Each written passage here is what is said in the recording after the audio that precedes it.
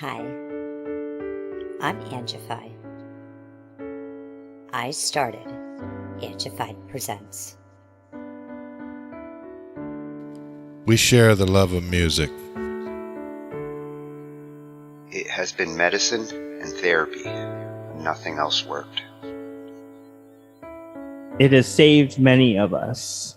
With mental health, we need to open our eyes. Hurt people hurt people.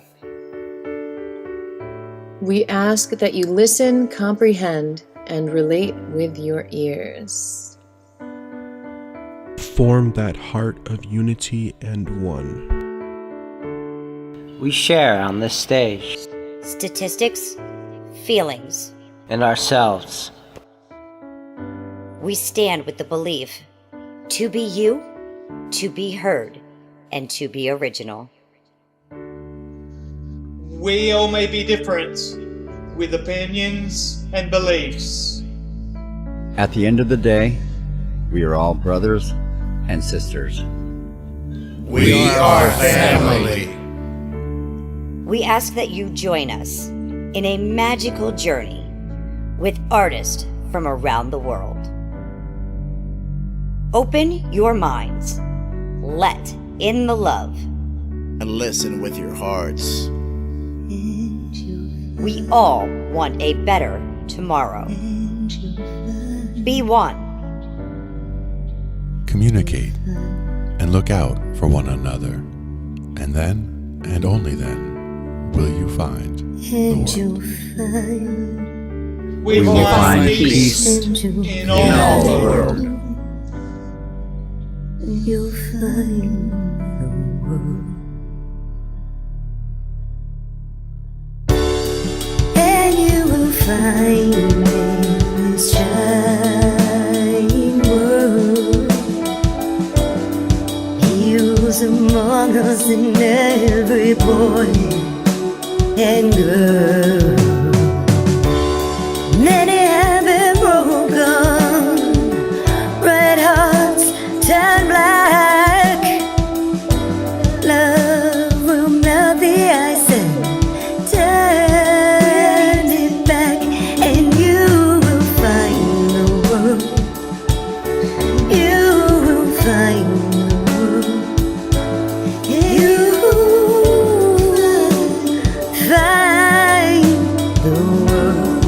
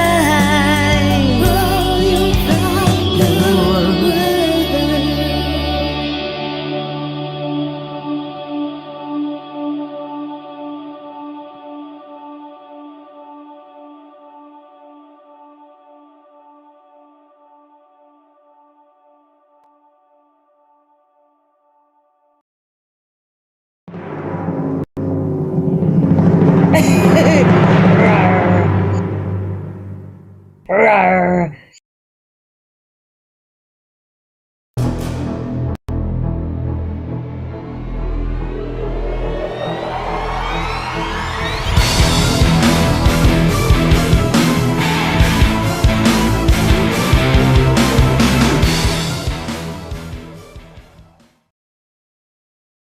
We cover digital audio workstations and music tools. We explore theory, gear, and MIDI too. How to weigh and compose, and the art of arranging. Taking a look at AI and how the times have changed. On a PC or a Mac, and even with a mobile device, we'll be talking about it all every Thursday night. From software to plugins and synths that entice. Dive deep into tech and let creativity take flight. Talking IT. We're talking IT. Come and join in and have some fun. It's highly educational with a lot to learn. From bedroom producers to seasoned pros, we're breaking it down so knowledge grows. Whether you're a DJ or a beat making wizard, we got the tips and tricks to make your sound sizzle. Mixing and mastering, that's our jam. With the tutorials and tips on how much RAM. Get the best quality from your setup and gear. Tune in every week and lend us your ear. We're talking IT. Come and join in and have some fun. It's highly educational with a lot to learn. We're talking IT.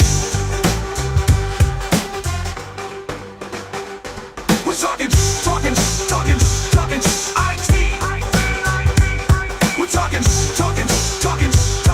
IT. Every Thursday night on Angified.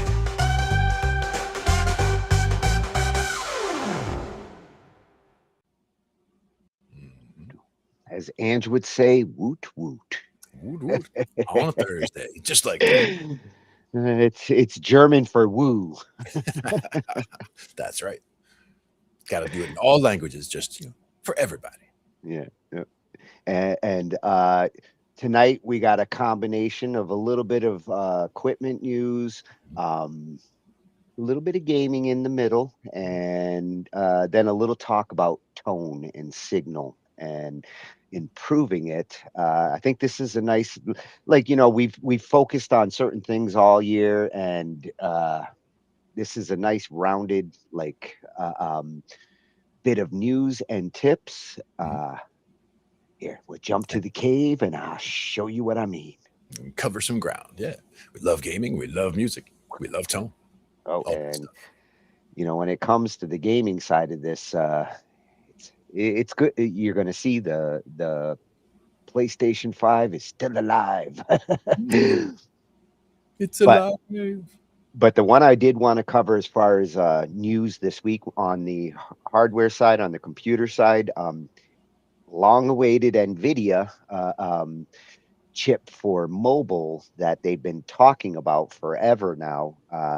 They finally announced it. Still don't know what the price on these things are going to be, but looking at the kind of specs that you're going to get in a mobile device that's going to get thinner and less power, but yet more actual computing power, this is going to be an interesting one to compete against these new MacBook M5 laptops. And from what I'm hearing they're doing with this M6 that's supposed to be coming out, this is going to be their competitor. Going right at it. Yep. So Dave 2D is going to give us some details on NVIDIA's new laptops. The RTX Spark is the chip they've been talking about all week. Nice.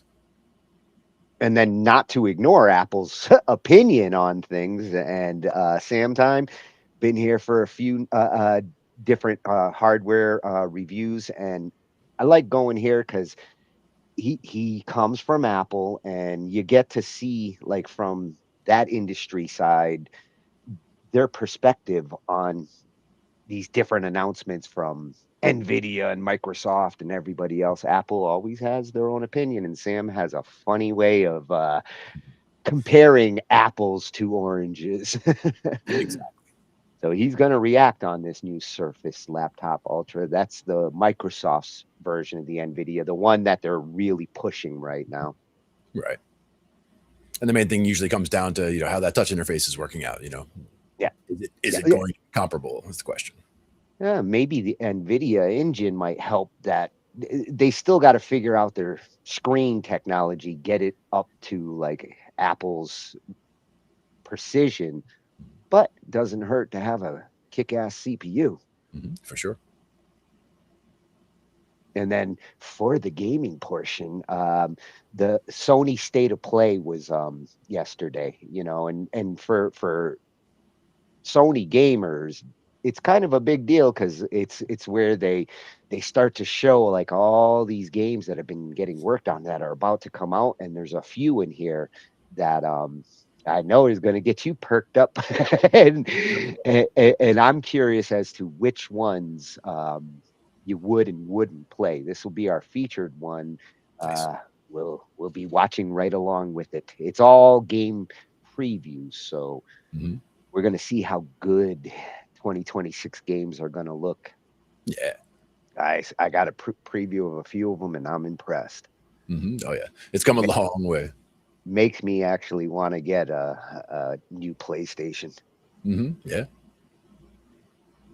And then we're going to shift over to the signal portion. And a lot of this I wanted to do more for talking about tone sculpting, but we've done that in the past. And what I chose here was actually more signal sculpting than tone sculpting. And the tone manual, this channel almost just used like a bunch of videos from there to talk about tone, because this channel covers everything.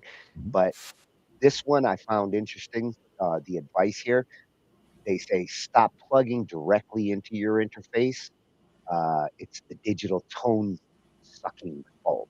And when you see like the obstacles here, when you are trying to get your signal into a computer, and in this case, it's got a lot to do with amp modeling and how you get your tones afterwards. And depending on how you get your tone in, is still more important than the amp sim or the IR that you're running afterwards. Yep. And that part of it, like one of the videos I watched the other day was just talking about like your pedal board setup and how, you can get that hum coming across, throughout if you don't have things set up like an electrical engineer as opposed to as a sound sculpting guy. So like looking at the problem from several angles is helpful too. Like, if you're having a problem with your pedal board setup, diagnosing the issue could come down to isolating things down, isolating power supplies, all that kind of thing. So there are multiple things to look at. And being able to isolate and troubleshoot depending on your pedal signal. Go figure, Glenn got an idea about recovering tonight, because this one suggests a different approach than the traditional one pedal, next pedal kind of signal chain. And I gotta say, like, if I was a guitarist and I was dealing with lots of pedals, parallel signal chaining versus the linear approach that they tend to take, it's good to consider. And there's pluses and minuses, a lot of pluses. Adam Reynolds is going to actually explain like some of the benefits of taking this approach can help in troubleshooting a problematic pedal or a hum coming from somewhere. Yeah. And sometimes it even comes down to the different types of effects, where certain effects are better off going in series like that, and others are better shifting off to parallel processing to get different results. Also to send sound to different places. Some people, they actually like sending to multiple amps. So you're sending a clean signal over here to this amp, and then you're sending a signal through this pedal and over to that amp, and you're getting just a crafted sound overall. Yeah, multi-signal processing and being able to record over here through one effect and record over here clean, and all these are useful things to know about when you're putting your tracks together. Absolutely. And what I like with this one, he's going to show some of the difference in how this pedal, how it would sound in this kind of approach versus this, and the difference you're going to get in some of these effects depending on how you route them. And some of the other ones that they were considering, things like shielding the cavity of a guitar, for example, if it's picking up, stray signals from the room, because sometimes that hum, you could diagnose that it's not coming from the pedals at all. It's just something in the room, like there's a neon light in the room, and when you get near it, your guitar starts making noise, even if it's just plugged straight into the amp. That can be that the guitar itself needs shielding, for example, inside. Yeah. Hopefully you're not standing next to some really large, powerful magnets too. Not all at once, no. And for our last one, this is an interesting little gadget. I don't know what the price is. I'm gonna assume it's not super expensive because it doesn't really look like it would be super expensive. Mhm. I guess it would depend on the camera technology that they're using to do what this thing does. And it's called a Crysound acoustic camera.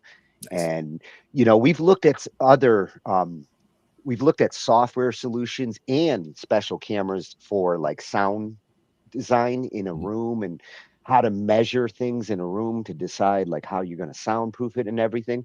Mhm. And when I saw this, and if it's cheap enough, you get this under $100, and I'm getting one just so I can see like where noise in the room actually does come from. And Mhm. Yeah. it, If you'll be able to see where it's bleeding in from and have it look like, again, whether it looks like waves coming in or whether you can just tell the general area, from where the noise is leaking in, that can help a lot. yeah, this like reminds me of like how photographers use the light meters Mhm. Yep. to just kind of read like natural light and the flashes are producing this much. Mhm. This kind of feels like something like that for sound engineers. Right. And question is also, like putting, sections of flat wall that you want to actually deaden sound and see Yeah. the effects of what that's going to look like after you put a panel down. Exactly. And that's where like you get your money's worth out of this because I'm spending all this on soundproofing, and is it actually working? Mhm. Sometimes you need to visualize it. It's not just about listening. Yeah, exactly. So BigLive.com was lucky enough to get his hands on one of these. They approached him and was like, "Hey, you want to try one of these? And if Crysound is listening, I would love to try one too. I'll give it a review and see how Yes. noisy my room actually is." Absolutely. Good to know. Yep. So to get started, though, I do want to know more about this RTX Spark. I'm still kind of shying towards the future. Most likely a MacBook of some sort gonna end up getting in this room for something musical. But on the other side of power laptops, video editing, gaming, all the other things aside from music, this might keep the Windows market alive if this kind of power can be cheaply put into laptops and kind of bring us to like 2026 specs, because a lot of laptops right now are still catching up on 2026 specs. I mean, I got an RTX in this laptop. It's only 3-4 years old, but it's already starting to feel a little old, and Yeah. I mean, it shouldn't feel that way. the stuff does happen fast, right? I mean, even new architecture for chips is coming soon. I mean, there's, these are new chips we're talking about now, but they've actually come, they're thinking about ways to try to either, sidestep or surpass Moore's law in, beyond going just to different scaling, because you can only scale down so far. So they're just coming up with different types of architecture as the next way around that, essentially. Yeah, interesting that you mentioned that because I almost included a video tonight that was about Huawei has broken Moore's law. So that was you that was probably the video I came was watching. across- Yeah. And it's it's like it's all relative. Yeah. And that's the thing is, we could pick, 100 videos a night, and there's the stuff happens very fast, and staying on top of the stuff, is important. And just a lot of the things, just watching a video like that is fascinating because it's talking about the way that, they can expand by, taking two halves of a processor and sandwiching them together so that the distance traveled is so much less, than you're getting so much less losses than you would normally get in a normal chip architecture. Yeah, they're thinking out of the box to like overcome some of these. They have to, because I mean we've done everything else at this point, so we're gonna have to try something different.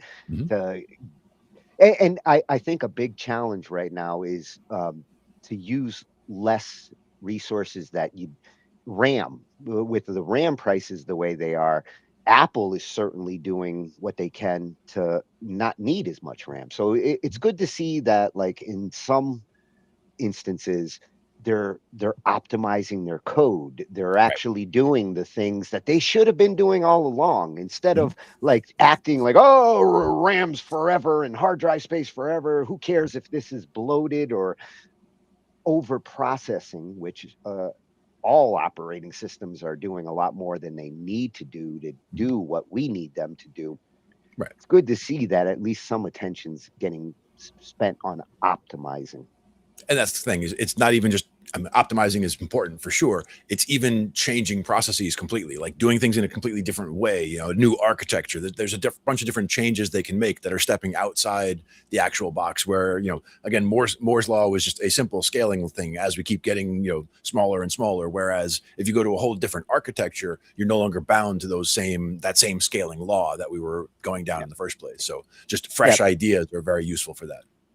Yeah, plus they're spreading the work across different CPUs, GPUs, and one thing you're going to see with this is like, wow, this has this CPU, this GPU, and APU. Like you're starting to get different things to deal with the different type of work, which is helping to improve the overall performance. And also just, you know, bolting cache memory closer and closer and more on top of the processor, or, you know, as close as they can without, you know, having problems with, you know, leakage and temperature and all that kind of stuff. Yeah, they have a lot of different problems they got to solve at the same time. So stuff we've been playing around with and doing since the 90s. Like that's how everything got faster and faster. It starts with cache and then turns into buses and speed of you know, the CPU. And when we do look at the scaling, though, a lot of it we're looking at is, you know, brute force wise, like this is how the numbers are scaling. But by making new approaches and all, again, it's changing the dynamic of the whole thing. And I think with, you know, agentic AI and things like that coming around, like we're going to be doing things differently, instead of just looking at how the scaling is looking in raw terms, in terms of the power consumption, water consumption, all that kind of stuff. Realize that we're going to soon have the AIs getting smart enough to help us make better AIs that don't require as much power or water or what have you, to be able to do all the processing that we need. Asking the right questions of the right parts of the algorithms is going to be important. What we're doing now is more like brute force, just throw more power at it, throw more compute at it, and just make it, you know, make it process from there. But better questions and, you know, better ways of asking questions, and asking questions to the right places is the important way to go. Yeah. My biggest curiosity here is the heat obstacle. And if they're going to shove this kind of power, and NVIDIA's infamously hot in the desktop, I'm wondering how they've managed to get something like this that's going to go into something slim that's fanless and compete with how Apple does it. Because Apple, I still don't completely understand how they manage to keep their MacBooks so damn cool in some situations, because there's a lot going on in there, and typically that would create a lot of heat, but it's all either routed or avoided in some of these designs. Yeah. And avoided is the better way, because, you know, whatever you're routing away, all that heat is waste energy. So, I mean, you're trying to not waste the energy in the first place. So if you can do that, that's the best. But if not, you got to be able to get rid of it somehow. Yeah. And that's where, like, you know, closed loop liquid cooling, for example, is something you can do. But when you're trying to get down to laptop sizes, you know, there's certain things that just become less and less viable at that point. Yeah. And with these super slims, nobody wants one that's actually spitting out heat anywhere. Like they want to put that shit on their lap, sit on a bus, and not burn their knees. Exactly. And you know, you've seen those, you know, cooling pads that you can get to put under a laptop, but you don't want to have to carry that either, you know. So it's you're trying to avoid the problem at the source. Yeah. When you're on the road, you're not gonna. Yeah, exactly. So at Dave2D Freshie channel, covering this important NVIDIA news. I consider this important. And if you look at the other videos, he's covering all the things I'm asking about. You know, the Mac stuff, this NVIDIA chip, all of this year for me. Very useful information to know. So thank you, Dave2D, for helping to show us this RTX Spark. It's making a lot of noise, and definitely one we had to cover. a lot of stuff to keep our eyes on for sure. Yeah, more money to spend. Mm-hmm. So NVIDIA just launched the new laptop chip. It's called the RTX Spark. It's a 20-core ARM-based CPU, and it packs an RTX 5070 GPU that has the same core count as the desktop version. It goes up to 128 gigs of unified RAM, and it's being used in very thin laptops, as thin as 14 millimeters, and it still has all-day battery life, and it runs the full NVIDIA stack. So CUDA, DLSS, ray tracing, all of it. Now, I've never had any doubt that if NVIDIA wanted to make a laptop chip, they would make a good one that's energy efficient, powerful. There was never any worry. But what I am worried about is what they want you to use this chip for. Because if you watch their presentation, the first third of it, or maybe even more, they're talking about agents. So we got to talk about this because this is the main pitch. If you know what an LLM is, like a large language model. So let's start there. Large language models. So ChatGPT, Gemini, Claude, things like that. They are like tools that you can type to and they'll type back or respond back, right? Agents are the next step of that. Instead of just responding back to you, they can actually do things for you. So as an example, you would ask it to like draw an owl and then make it fly while changing the camera angle. And the agent will go and perform the steps required across your actual apps, checking its work as it does it to complete the goal. It would kind of be like a derpy little intern that lives inside your computer that can do stuff for you. Now, keep in mind there are pre-existing tools today that can accomplish stuff like this, but they definitely require like a little bit of knowledge, and they're tools that you have to kind of piece together that a typical person wouldn't want to do. Now, NVIDIA's bet, along with Microsoft, is that this will be the new era of PC, and they're calling it exactly that. The idea is that these agents would run locally on your device instead of the cloud. And to do that, you would need a lot of unified memory, because to have a genuinely capable agent, you would need a fairly large model that's sitting inside fairly fast RAM. And like a regular laptop can't do that. Not even a gaming laptop, because there's not enough of that super fast RAM in gaming laptops. So a MacBook Pro could technically do it because you can get up to 128 gigs of unified RAM there. Same with an AMD Strix Halo laptop. That has a lot of unified memory, but neither of those two devices have access to the CUDA software stack. And CUDA is the thing that virtually every AI tool and framework and model is built on and optimized for first. So the RTX Spark with its 128 gigs of unified memory has access to this CUDA stack. It's great. It's like purpose built for this vision.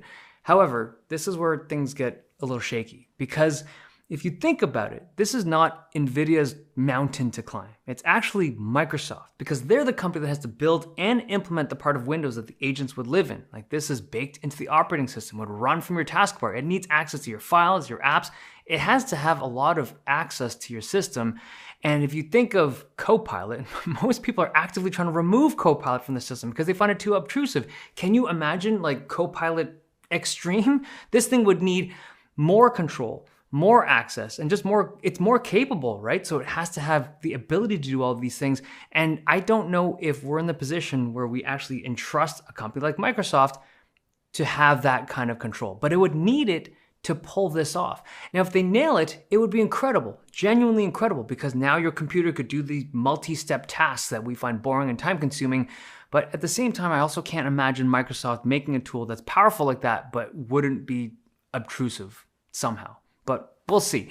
The second thing that the RTX Spark chip is supposed to be good at is with creative work. So it is a 5070 with a lot of RAM, and Adobe apparently has new architecture for Premiere and Photoshop engineered specifically around this chip, which is kind of cool, but we'll have to see what that's all about. Now, the third thing is gaming, and to be clear, it is the third thing, because if you look at the list of laptops, these are not gaming laptops. You got like Lenovo Yoga, Dell XPS, Asus ProArt. These are creator or productivity first laptops that can also game, but NVIDIA is throwing some pretty interesting numbers out there. We will have to test all this stuff down the line. They might even be great for gaming.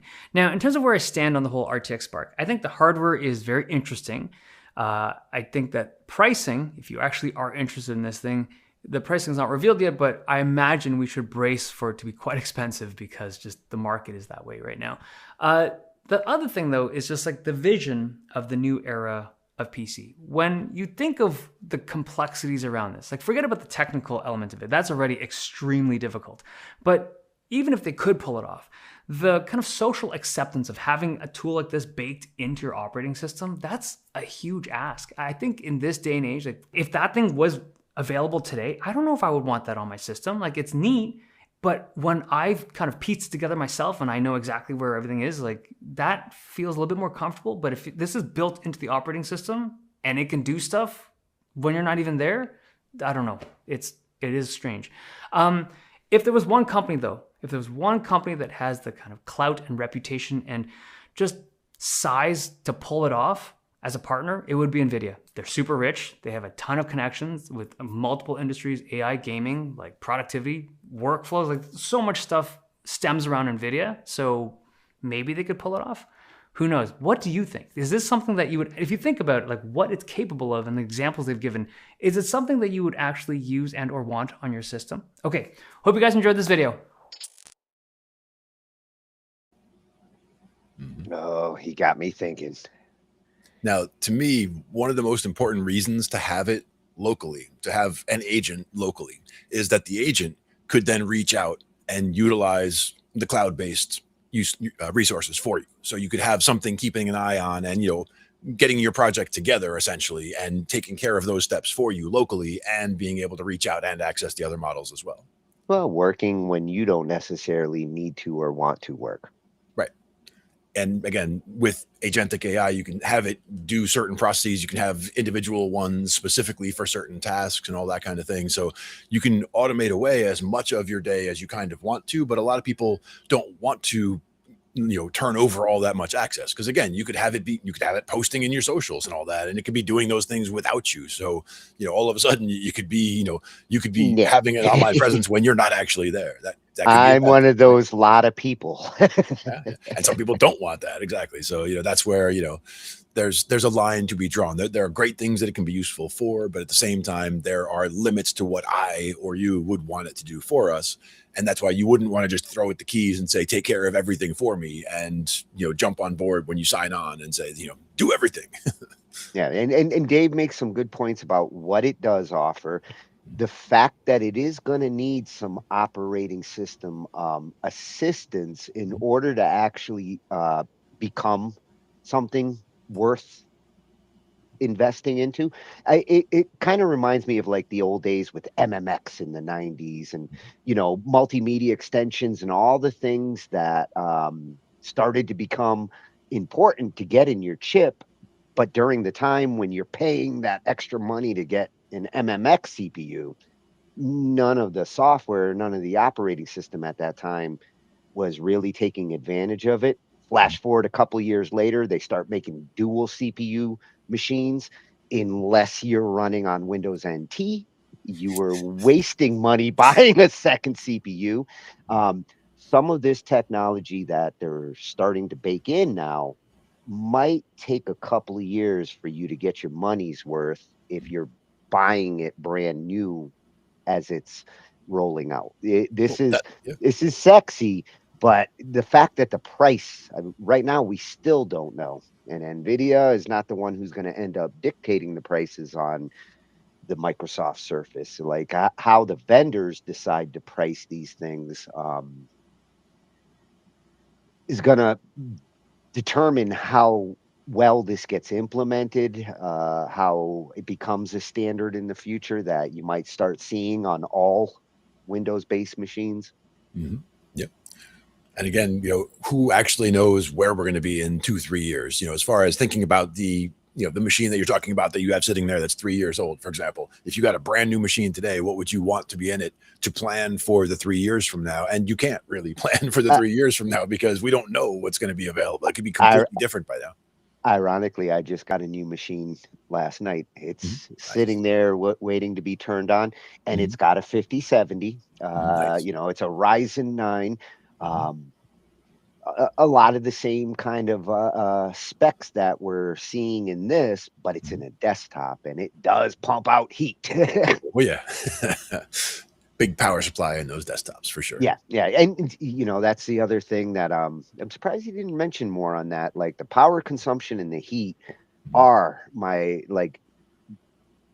biggest curiosities here. How are they getting, you know how the RTXs are. Like the ones that I have in these machines, I need an 800 watt or more in order to be able to use these things. And cramming them into these tiny little form factors, it's amazing that they're bringing that RTX technology to that level, and it's worth getting RTX technology. If you're a video editor, especially for me, it became an essential. And if you're getting into game development, 3D, like he said, this isn't being targeted for gamers, but it's a worthy, capable machine that could actually please most gamers. And see, that's the thing is, to me, whether it's gaming, whether it's video editing, like all of those things to me are things that would be definite desktop applications as opposed to laptop. Like to me, laptop, that's the trade-off. Like with a laptop, you're making trade-offs to make it that small form factor, right? Like, know, you can't have the full power, because if it was full power, it would be generating too much heat to be able to dissipate in a convenient way. So to me, like in order to get the maximum power for things like, peak gaming and video editing and all of that, you would want to go the desktop route. But I understand where, laptops have caught up a lot, and there are people who would, favor the ability to be able to take it out on a beach, put it on their lap, and be able to do video editing right there on the spot. I get that.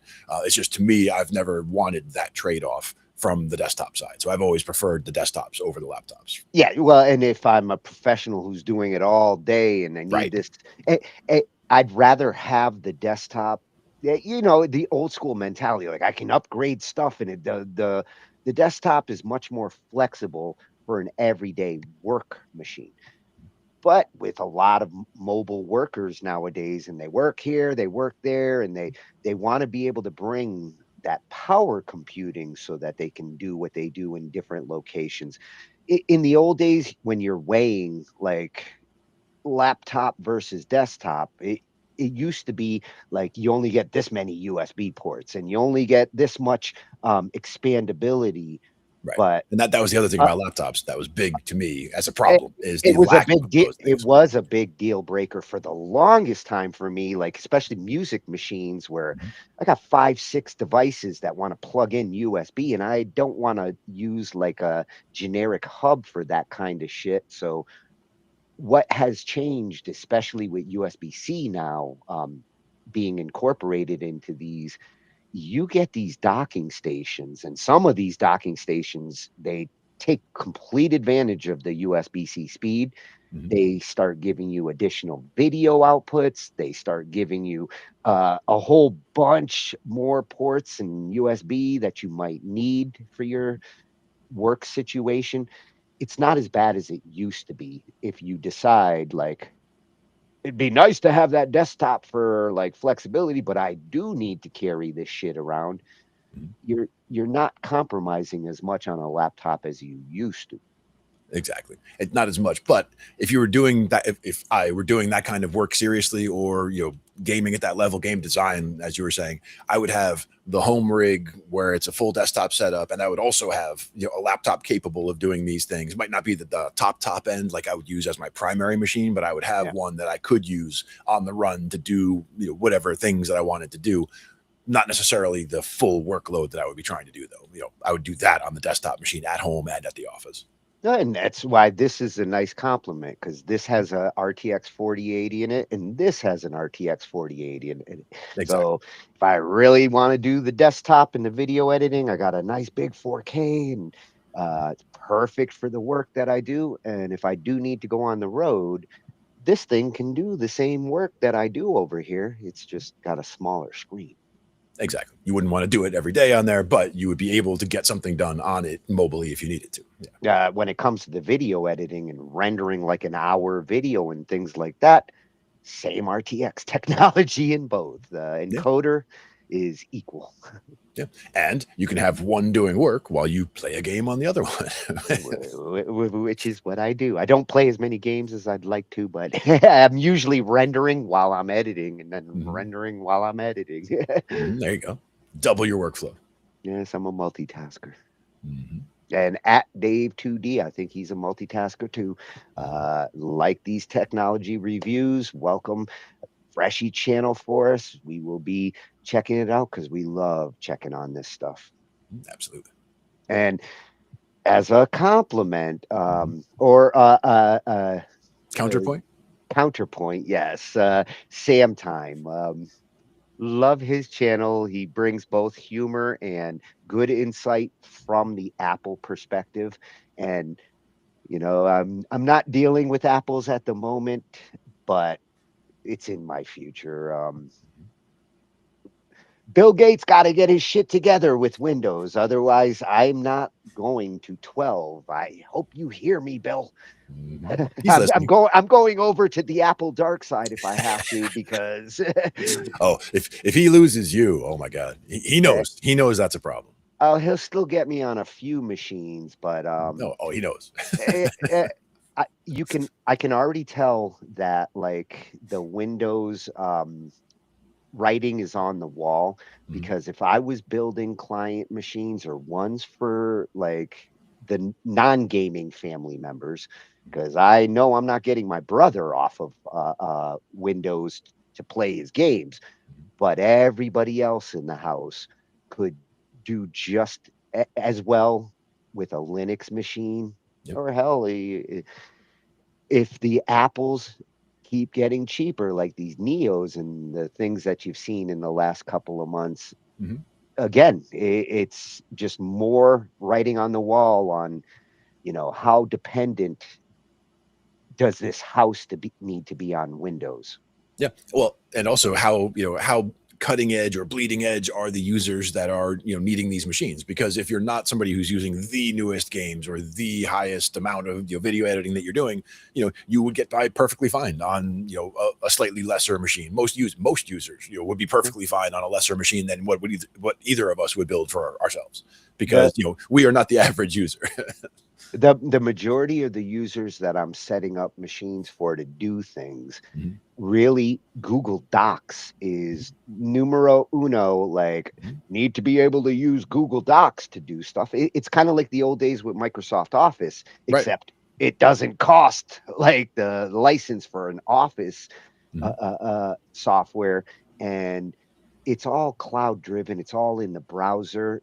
The operating system doesn't matter anymore for that user. They just do all their work in the cloud, and they interact with people in the cloud. So I think a lot of manufacturers are realizing that's a big chunk of the computer user market. Some of them don't even want a computer, period. They want to do it on their tablets and their phones.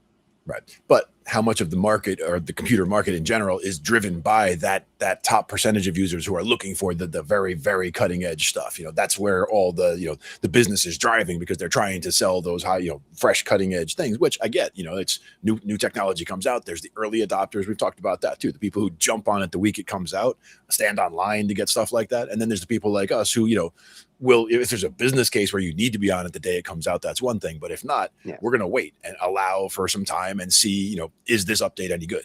Essentially is the question. Yeah. Definitely there's a difference between what corporate users and your average everyday users, the decision making and why they go with this or that. In the corporate world, I don't think the admins are ready to just they've always wanted to have thin terminals and dummy machines that just work off of a centralized server. Yep. But getting there, even in 2026, it's still a big decision when you've got 100 users in your network, and okay, we're going to get rid of their laptops, and now we're going to give them Chromebooks. That's not Well, I do get it from reducing the the per user cost. You're just throwing another machine out there, which is a dime a dozen for the machines, and having all the resources in the cloud, because also not everybody is taxing their machine at 100% all the time, right? Some people, their machines are idle a lot, so rather than wasting that prime desktop machine or laptop, wasting cycles sitting there while the person's not doing anything, you just have a dumb terminal that's just not taking resources off the main.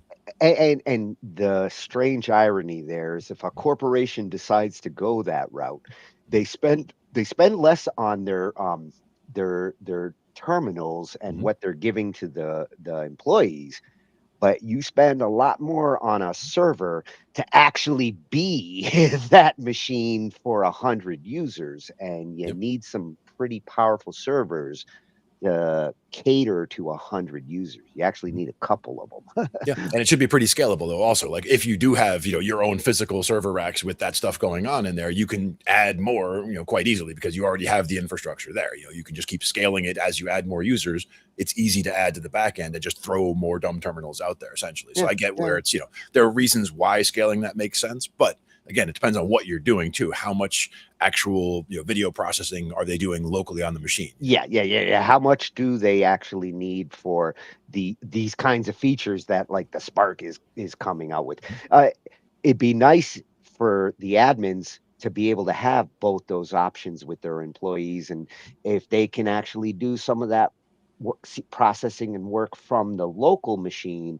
And then you've got your server for the centralized data. And the biggest compelling reason to go with this device or that device for the admins is security. So if we're going to like make all of our employees switch over to this, well, does it have biometrics? Can it simplify the most important thing that an admin has to do, which is secure the network and make sure that the people can connect to it, but they don't bring all that garbage that they have at home when they come to work. Yeah, exactly. At the same time, never liked when people would bring their own devices. That was always a nightmare scenario. Yeah. And back in the early days when Apple was just coming out with the iPhones and people were trying to bring MacBooks into our financial network, no. It's an easy no on our end, but they don't like it and they talk to the management and it's still a no, but now it's at that level they have to have that conversation. A lot of the problem back then was Apple's approach to how they connect to the networks, and back then Bonjour. it was a simple no. Our network is this way and we're not gonna rewire our network to deal with this bullshit. Now that's gone. So if I was an admin now, I'd be more enthusiastic about like mixed networks with Apples and Windows, and it wouldn't be as big of a deal now, but it sucked back in 2008.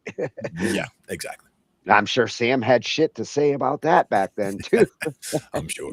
He's probably been there the whole time.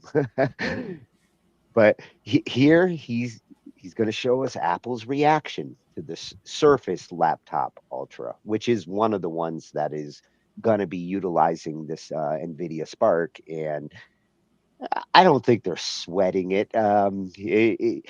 He's got a good sense of humor. He sees the pluses and the minuses with this kind of news. And I'm curious to see what Apple does as this technology rolls out, and they're getting their new power. They've got a PowerBook that's a MacBook that's coming out that's making a lot of noise out there of being super powerful for a laptop. So we'll probably be checking that in the future. Nice. If I'm gonna get a Mac, I might get the most expensive one I can. Why not? Let's see how they react to this Surface. What's that? NVIDIA is making super chips for Windows and it'll run all of their AI? Well, that sounds good, but judging by their marketing, looks like their AI just installed Vista. So, I guess it's running about as good as you'd expect. Oh, hi there. I'm Sam Tucker, from the company whose best business decision has been to stuff up AI. Yes, it's worked out surprisingly well for us. But other companies weren't so lucky. As you may have heard recently, that Microsoft and NVIDIA have gotten together to introduce the all-new Surface Laptop Ultra. Powered by NVIDIA's new chip, the NVIDIA RTX Spark, with all the flops and wops it needs to run big AI models. In fact, they say it can run AI so powerful that it's even able to make sense of Satya's jargon. Text shifts, ubiquitous compute fabric, intelligence ecosystem, team super resolution, context layer, ion instruct, and the governance, right? Yes, the goblins, thank you. And with 128 gigabytes of RAM built in, the only person rich enough to afford one of these computers is billionaire Jensen Huang.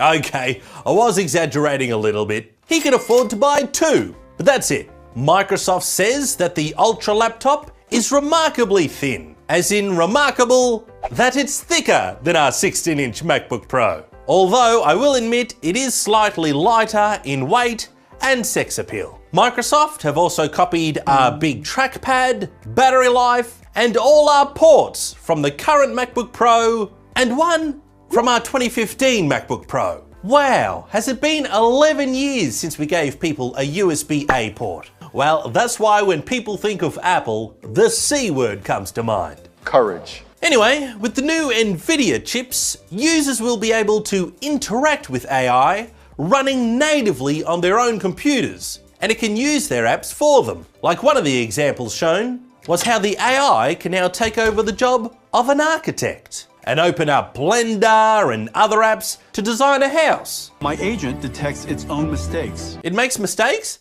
Oh, I'm sure that's fine. In fact, here's the first house built with AI. Oh, you know, maybe the houses that the AI builds is only for entertainment purposes and not for, you know, living in. No lawsuits. And now introducing the all-new Surface Ultra Dev Box that looks like an Xbox Slim if it ran on OS Fat, aka Windows. But this version of Windows is special as it's distraction-free by default, with no annoying pop-ups or ads or prompts to update the system. Yeah, but I'll believe that when I see it. Look, I know, man, we're all suspicious, but that's what they said. It will also have a vertical taskbar, and with all its AI, it can run great onboard speech recognition. So I'll just hold spacebar and tell it what I want it to do. Dear mom, comma, fix ant. Delete that. Delete that. Select all. So this is really unlocking a new market. Amazing. Anyway, what's next? What if we did one more thing? Aha! I knew Satya wanted to be the next Steve Jobs. For goodness sake, he's wearing Steve Jobs' turtleneck under his sweater. Introducing the desktop Fat Pooter and badge concept. Now, the Microsoft Fat Pooter is just like the AI on your laptop, except it's over here now. And the badge is like a really crappy phone that you can wear, so that you can talk to the co-pilot on your pants. And you can use it as an expensive name badge, or do things like use it in medicine, so that the AI can control patients' vitals and medication. What could go wrong? Oh no, our AI is hallucinating. And now, so is the patient. Well, at least he's still alive. No lawsuits. Medication is for entertainment purposes only. And I'm sorry, but the bad news doesn't stop with just Microsoft, as all the other computer manufacturers are making PCs with the new NVIDIA chips in them too, like various laptops, mini PCs, and big desktops. Like, hey Jensen, what have you got in that one? It has 768 gigabytes of memory. Geez, forget about it. The all-new Surface Laptop Ultra and NVIDIA RTX Spark. Satya is so happy to tell you about everything except its price. Come on, Microsoft, grow some balls. When we announce a high price, we make it the size of a human man. Subscribe today. Hey everyone, thanks for watching the video. And at the end of the Microsoft event, apparently they announced some sort of quantum iPod, but I'm not sure I tuned out by then. One thing you shouldn't tune out to is this channel. Make sure to subscribe and like for more videos, because I had to suffer those events so that you don't have to. I'm doing a service, a great service to the people. Oh, you're a hero. Service to the people.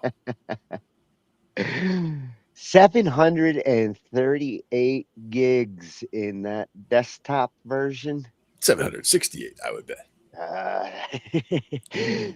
Binary numbers. Good stuff. I like the idea of that much RAM, but I don't know what the hell I'm going to do with it. Neither does your operating system, so it's okay. Again, that takes me back to like the 90s where Like anybody who got more than two gigs of RAM back then, it was like, wow, all that dead RAM sitting in that machine. Were they using high mem dots to get to it? No. I did in the DOS days. It was the only Yeah. way I could play some of the games. Oh, yeah, we had to reconfigure those files all the time. I mean, that's the thing, is starting there and then having to grow up into the rest of the tech as it came along. I love that we have that position. Like it it would be fun to teach those basics of where we started to the people who grew up with the algorithms and the iPods today, but I don't think they would be interested because they didn't have to learn it. Like we learned it because we needed to at the time. It was something we wanted to do and something that we needed to do to fully understand the technology. But as the technology moved along, it just became so easy to use rather than understand how it actually works. Well, if you're one of the people that have to work in technology and be prepared for what's coming down the road, and you have to, it's just as important to know where we came from with this technology to understand why we're going in the direction that we're going. Exactly. Sometimes they got to make better motherboards, and sometimes RAM needs to get cheaper.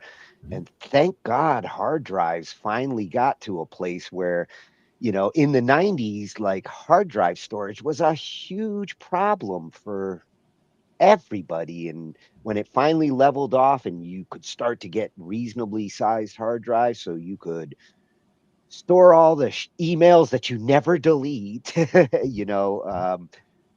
all the different innovations that we've done in the last 30 years were because of pipeline or data storage or broadband, and all of it helped to develop the next generation of equipment. Exactly. And yes, Sam, Apple did have a lot to do with it, so thank you for the insight and doing what you're doing. I do like to hear it from the Apple's perspective. This chip and this technology, I think it's cool that it's getting out there.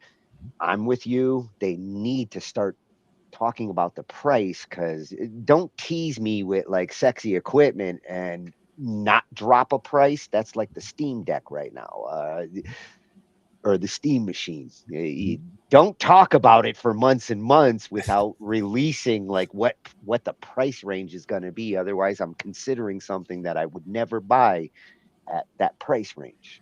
And see, that's the thing is, again, I like to be an early adopter in certain ways, but when it comes to new hardware, especially, I will usually sit it out at first to allow that first wave of hardware to get out there and see if there are big problems or recalls or big updates that they need to get right in order to have things fixed. But then I usually will jump on board. But by then the prices usually come down some also. Yeah. So it's usually not that first wave. I don't need to be the first one driving one off the lot. That's fine. If I was, then it's the company paying for it, so I can evaluate it to see if all those 100 employees need one.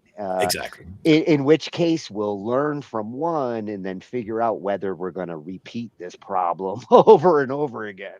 Well, we learn from the one, and then we get instead of the 100 for the 100 people, we get 7 of them for the people who actually need them. And the other 93 people get the model that they could actually utilize better. Yeah. Thankfully, I'd be one of those 7. Yeah, you and I both. Hey, we're getting a new laptop. Don't worry, we'll get new ones for you guys too. It's just you won't like them as much, but it's fine. It'll be okay. But they do look sexy. Not as sexy as the MacBooks, but they do look sexy in that slim form factor. Exactly. And we're getting there.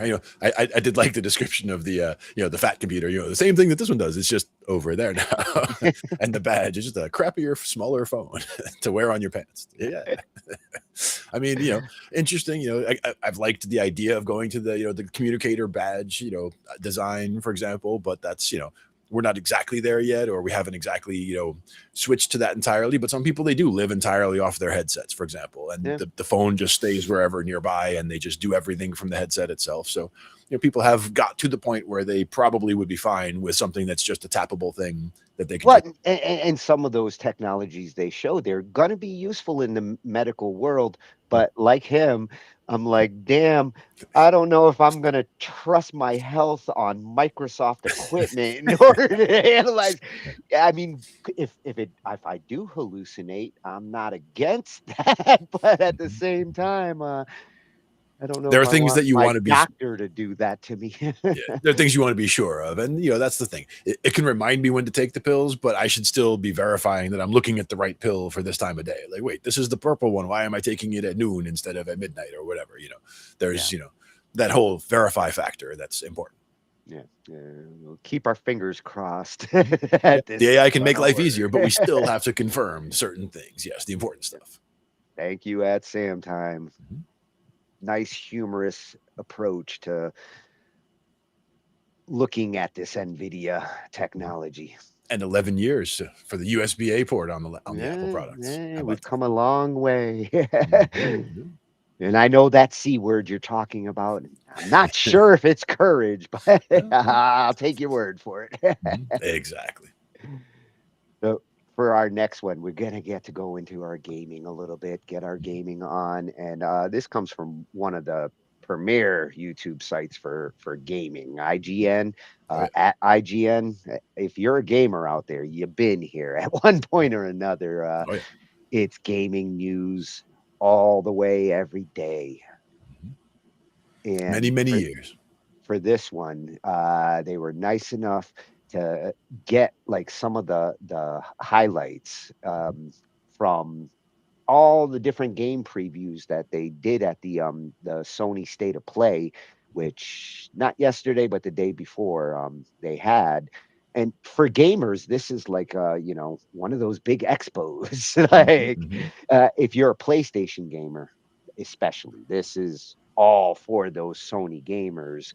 And although some of these games probably going to be Sony exclusive at first, but I wouldn't be surprised if some of these do manage to get onto other platforms, because there's a few of them that everybody wants to play, and not everybody's going to have a PlayStation 5 for this. Yeah. And that's the thing about the exclusives. I mean, they love having them to bring people in, but, for some people, it's, that's a trade-off. Like, they have to justify the purchase, and they can't quite justify the purchase. So, a lot of people who wish they could have it won't. I think if you're one of the gamers who committed to the PlayStation platform, whether it was at 3, 4, now with 5, 1, yeah. Although we don't like to talk about that one, but we were there. We were there. We still are accepting 2 because it was super popular, but it wasn't until 3 that they really got their stride. And with the 5, and knowing that the 6 is like coming down the road, but there's still a lot of life in 5. And Sony's strategy of like, you've got an exclusive ecosystem here for a little while. These you'll only get to play if you've got this console. And then they eventually start to, or they let the developers start to roll it out to other platforms eventually. Does incentivize those early adopters, the ones who want to play it now, going to need a PlayStation 5, at least for the short term. Yeah. And when you see some of these games, it makes me want to get a PlayStation 5 just so I can play Wolverine. Oh, man, for sure. Good choice. Now, this one, we are going to our special feature. Hey, look, we're watching games. Love the way the graphics have come along and the smoothness of the gameplay. With some of these, they look incredible. This one's the new God of War. Nice.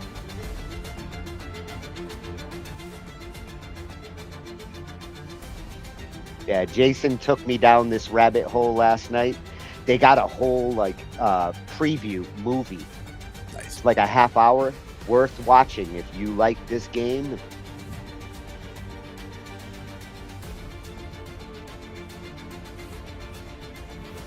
And they're actually showing some of the gameplay in this. The preview I watched last night, not a lot of gameplay, just a lot of cutscenes, but there he is. That's the one I want. Nice. Such a great fighting style.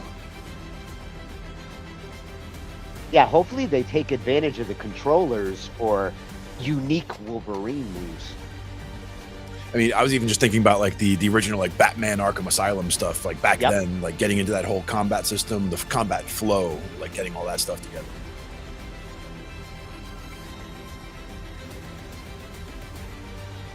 Oh, that's gonna be a big one. Yeah, for sure. I think it might outdo Spider-Man. Maybe. It could. They're both excellent choices, yeah. Yeah. Now this one, like, yes, I'm a comic book fan, and I would play it because I like the characters it's doing, but it's another fighting game. One of my buddies is huge on the fighting game, so he'll be big on this for sure. For me, I was never as big into the fighting games, but I didn't shy away from them either necessarily. You know? Yeah, well, there's still a market for this type of game for sure. I always remember in some of these games, there was always like some certain move that one character could do that could just make the game no fun for other people, you know?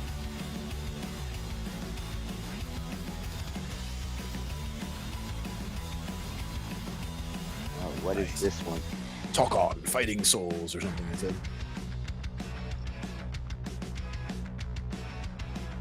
Some Spider-Man elements.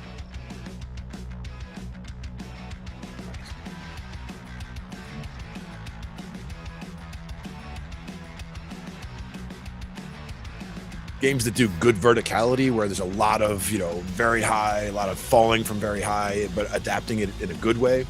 Yeah. The gameplay does look interesting. Ooh, cell shading. Yeah.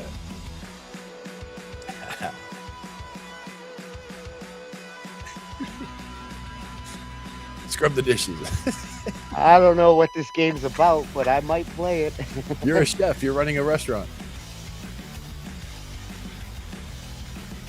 The chef. There he is. Ah, that's different.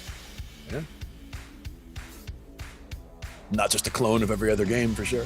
Yeah, now these games where like you got these massive moves and like you're killing like 10, 20 people at the same time with one move. Yep. I know some people like this, but it just seems overwhelming that like you've got weapons that do this. Well, realize that those 20 things that you're killing, those are not other players. Those are just, you know, NPCs. Yeah. So it would be one thing if, you know, we wiped out 20 players and they have to now go start over or something. That would be way out of, you know, out of whack power wise. But yeah, when I saw driving this one, games too. Yeah, and at first I thought, is this GTA 6, which is supposed to be PlayStation 6, but... Do you remember Twisted Metal?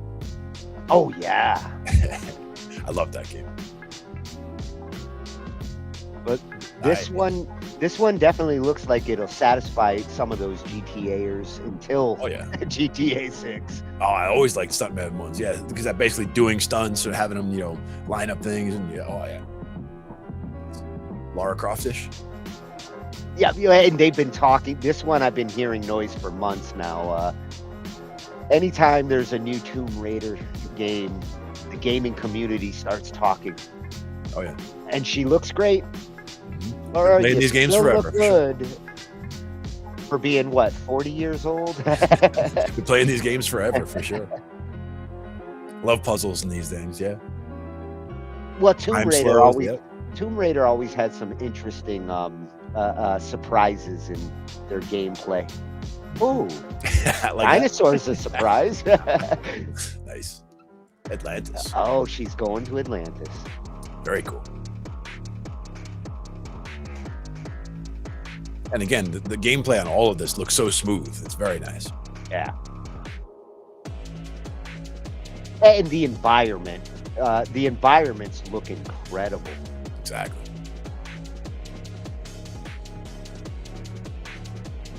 Games have come a long way. Oh, they're going Jurassic.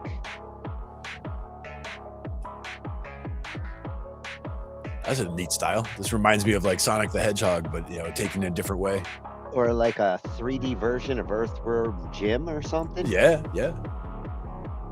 I like how it goes side scroller. Yeah, exactly. Like, okay, that's a mixture. Right?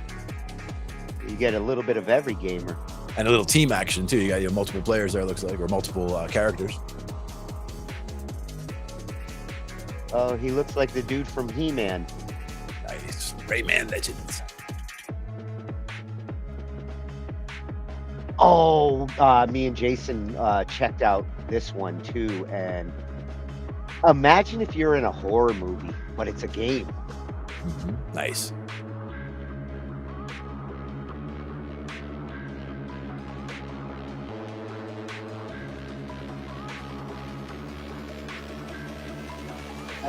Oh yeah, you don't want to see what happens there. I did.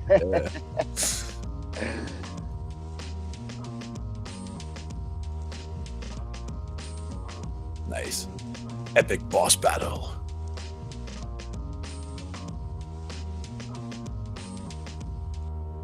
Onimusha, Way of the Sword.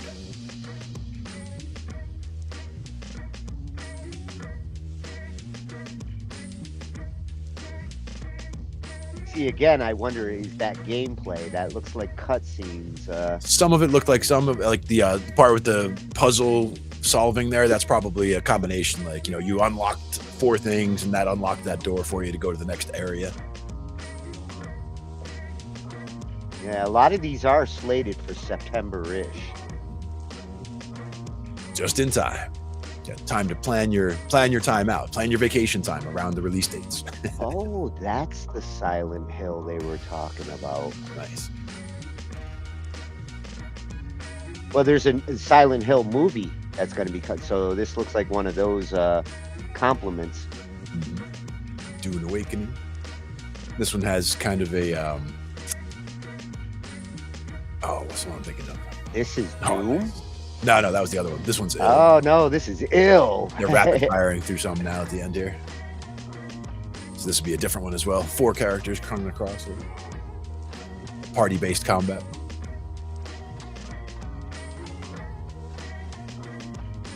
No rest for the wicked.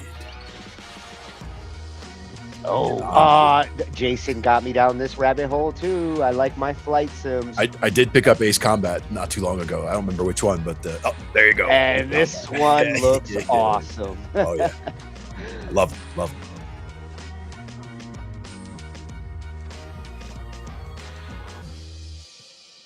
Interesting. Right. With all that one's games, June. That one's already out.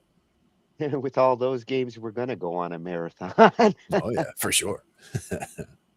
Nice.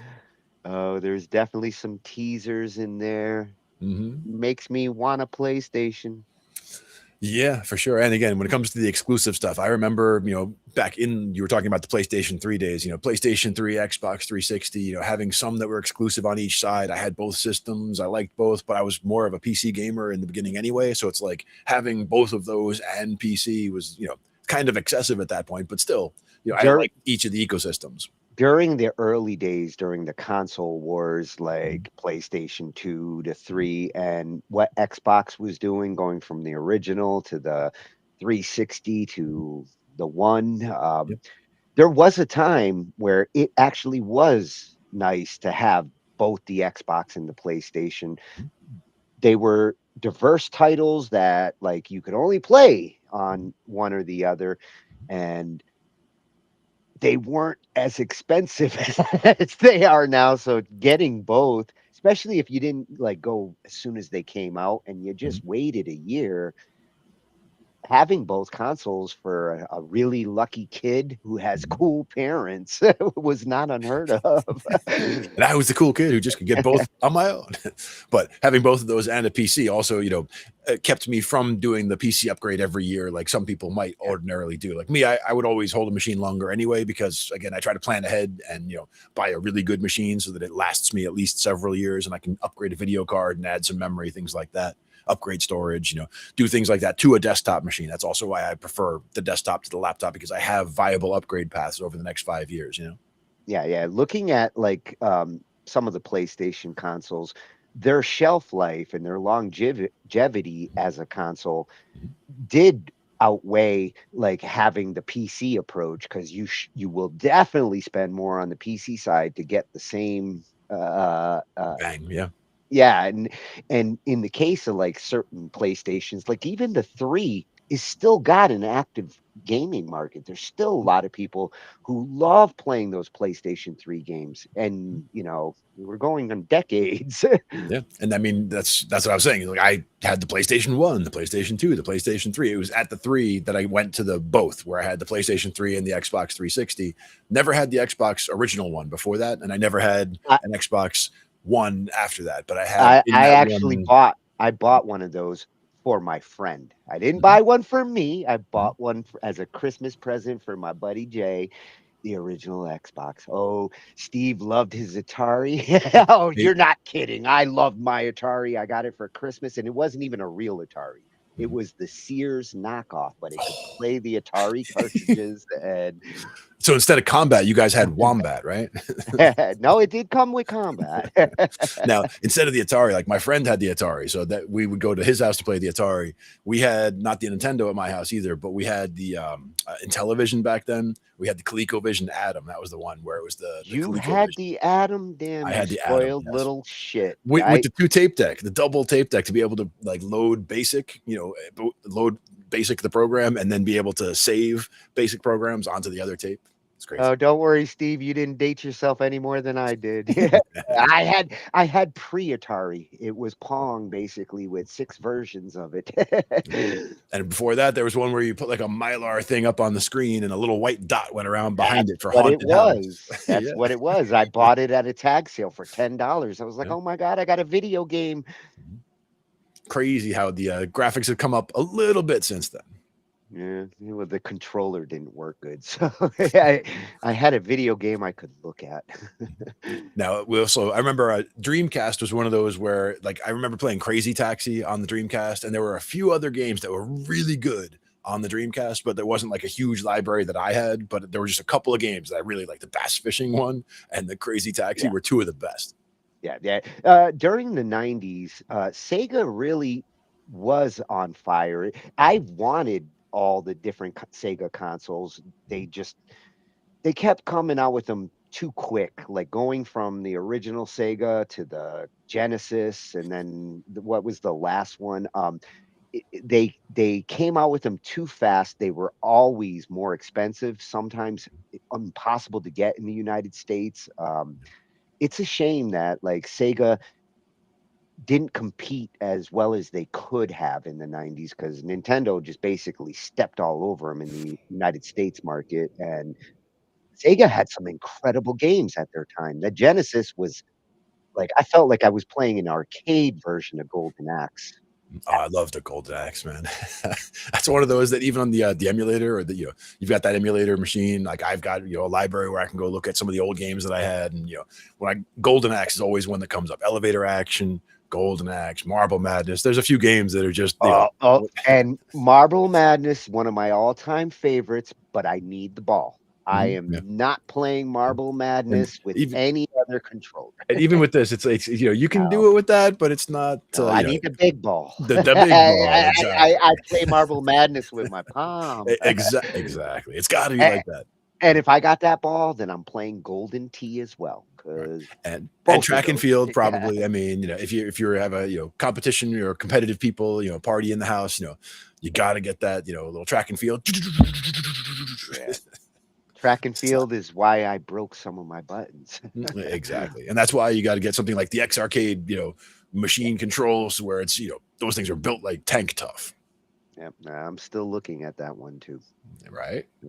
To me, it would be so ironic to connect that to like a Raspberry Pi, like the smallest, tiniest computer, and this enormous like tank built controller setup. You could just put it in there, Hey, it'll work. Absolutely. So at IGN, thank you for covering that. This is the game channel. I mean, if you go to one game channel on YouTube, IGN is it. Yes, indeed. And good video. I like all the we got a sneak peek at Sony's latest greatest. Good stuff in there for sure. And thank you, Jason, for teasing me last night with those. Absolutely. So now we're going to slide into the third portion of our show tonight, the tone. I was originally going to go with tone sculpting for guitar and synthesizer. It started with a conversation the other night, building a patch from scratch on a synth. And starting with a wave, fiddling with the knobs and getting a sound that you want. And then it turned into a guitar tone discussion, because it's kind of the same approach with guitar, except the knobs and the dials and the things you're running through are different than a synthesizer. Well, as I was looking, this particular video caught my eye. At the tone manual, this channel almost got an exclusive tonight. I was gonna like just do a bunch of different videos because it covers so many different things about tone. I have But several of these videos, chalked up for my watch later. Several of them. Like Yeah. one of them was about splitting. I think it might be right there. That first one, about the Eric Johnson tone, and there's another one about Hendrix tone. There's another one about about I was telling you guys about how you lose the high end on old guitar strings because like they build up the crud on them, and they're a little bit deader in the low end, but they're 7 times deader when it comes to the high end. So they trail off very quickly. Your sustain trails off if your strings get too old. So that's just one of those things people don't even consider about their chain. And also cable length matters, where in that image they have right there where it looks like a pickup going right into the pedal right into the amp. I mean, that's minimizing cable distance. That's important because some people, they have like a super long cable from the guitar getting to this, and then their whole through the whole pedal rig is another long stretch of cable. yeah, it's one thing to have a long ass cable because you need it for stage. If you're using that same long ass cable in your studio when you're right next to the guitar, then get another cable. Exactly. Yeah. Minimizing the cable length that, helps with, shielding issues as well. If you're having interference with somebody's cell phone who's there, which again, if you're in your studio, you shouldn't have that in there anyway. But, these are things that you can work around, things that you can help out with. But love a lot of the videos that I've seen on here so far. And each one has gotten some insight into some different aspects, whether it's tone or whether it's signal path, whether it's electrical, how you're doing your electrical path, how you're doing your signal chain, all that stuff. Yeah. Well, this one got me thinking about it that way. And, when it comes to your audio interface, so at the tone manual, the one that I did, I wanted to pick all 5, trust me, but we'll keep coming back for our tone sculpting nights. And for this one, it's the impedance myth. It caught my attention just from the title. Stop plugging directly into your interface, the digital tone sucking fault. A lot of guitarists, do what we're going to be talking about here. They plug into an audio interface, they run into the computer, then they model and amp sim and do all their tone sculpting over on the computer side, which is for a studio guitarist. That's fine nowadays. If you do have to do with stage and things, we've got one after for dealing with like that kind of situation. But if you're going through your interface, it's important to understand what's actually going on here from your guitar to your interface into the computer, into the modeler. And this might seem a little heavy duty for some guitarists, but it's all about signal and what happens to the signal as you're running through everything. And being conscious of the signal path. And even when it comes to troubleshooting, like these are things that, you and I, as computer people, we've been doing this for decades, but like just understanding how to break down, okay, the path, like I'm strumming a guitar or a bass. So it's coming from here, follow that path, follow that chord into the first thing and then into the next thing, into the next thing. And if you're trying to troubleshoot something, you try to minimize everything. So you start, okay, just from the instrument, just to the amp. How does it sound? Okay, now add the next piece, whether it's, starting from the guitar end or starting from the amp end. Start from one end and add the pieces back in until you find where the problem starts coming in. Yeah, it reminds me of debugging code and like, looking at like what's the start of this code and where are the potential problem points, and okay, let's go focus on this one and make sure that little cable between this pedal and that pedal is actually good. You got to be able to test and compare things, and it should be apples and apples in these cases. Otherwise, you're not really comparing. Unless all things are equal there. And a lot of people don't even consider the electrical side of things. And that's what we're getting into here. Yeah. Impedance. I've heard of this word in the music world. Yes. All right, let's strip away the marketing fluff today for this explainer. Step away from those glossy plug-in interfaces for a second, and let's actually look at the raw, undeniable math behind your signal chain. I've spent decades on the bench, wiring, fixing, engineering studio rigs, and honestly, I am so tired of seeing good players chasing ghosts. Here's a scenario I see in the studio literally every single day. You take this beautiful, custom-wound $3,000 high-end axe, right? You plug it straight into a generic home studio interface, fire up a premium digital modeler like Neural DSP or Amplitude, and crickets. You're hit with this sterile, flat, compressed tone. It completely lacks that dynamic, tactile touch response of a real tube app. It just feels digital. And what do? You blame the software. Well, stop blaming the software developers, okay? Because the reality is, the software is absolutely fine. Your plugins are mathematically modeling the exact circuits of legendary tube amps with incredible precision. The actual problem? It's you. Specifically, you have mathematically broken your input physics, basically choking your signal to death before it even had a chance to reach the analog to digital converter. Let's dive right into the bench science to see exactly why this happens. So a passive guitar pickup isn't magic. It doesn't run on Mojo or whatever the forums tell you. It behaves strictly as an LCR circuit. That's a combination of inductance, capacitance, and resistance. Because of this, it outputs a highly sensitive, high-impedance signal. It's essentially an inductor trying to drive a voltage. And like any inductor, it is extremely vulnerable to whatever you plug it into. Which brings us to the core issue here. Impedance loading, or what I like to call on the bench a parasitic load. When you take that delicate, high-impedance pickup signal and plug it straight into an audio interface, yeah, even the ones with that cheap little button labeled Inst or High Z, you are very often subjecting it to this parasitic load. The interface's actual input impedance is just way too low relative to your guitar's source impedance. You've accidentally created a voltage divider. Let's look at the hard numbers for a second. To preserve your tone, to properly transfer that voltage from the guitar to the preamp, you need an input impedance measured in megaohms. Specifically, 1 megaohm or 1 million ohms minimum. But a typical line input on a mixing console or a cheap interface, it presents a measly 50 kilo ohms. Even some dedicated instrument inputs fall short, hovering around maybe 500 kilo ohms. And when you hit a 50 kilo ohm load with a high Z source, you absolutely destroy the voltage transfer. It's not even close. And here is the brutal domino effect of that hardware mismatch. Your low load hits the high source, and because of the inductive nature of the pickup we just talked about, you trigger a massive, unintended low-pass filter. Cable capacitance suddenly dominates the circuit. The pickup's inductive reactance literally can't pull the current it needs to reproduce high frequencies, and your signal is permanently choked. If you look at the math, the resonant frequency equation makes the problem super obvious. Your pickup has a natural resonant peak, right? That's what gives your guitar its unique voice. But as capacitance increases, or as your load impedance drops down there in the denominator, your cutoff frequency shifts violently downward. That beautiful, expressive resonance peak, the thing that gives a Strat its quack or a Les Paul its bite, is just completely flattened out. And honestly, it gets worse when you account for harmonic superposition. When you mathematically alter that cutoff frequency with a parasitic load, you aren't just turning down the treble knob a bit. You are physically deleting the second, third, and fourth order harmonics across the strings. These are the exact frequencies that give a real tube amp its dynamic feel, its glassy sparkle, and its touch sensitivity. Think about it. If the harmonics don't make it down the cable, the amp sim can't distort them. They're just gone. We call this the 2000 Hz to 5000 Hz death zone. A healthy pickup's resonance peak normally sits right in this pocket. 2 kHz is your warmth and presence.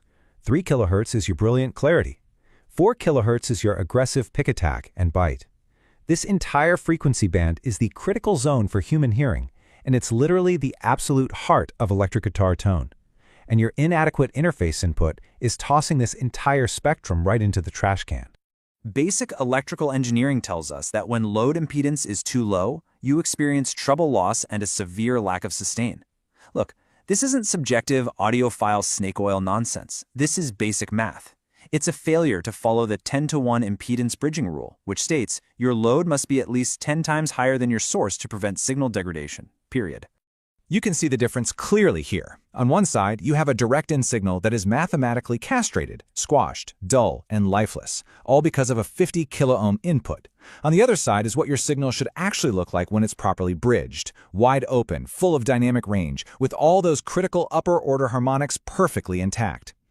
So, how do we fix this? Let's talk about the resolution, impedance bridging, and the active buffer.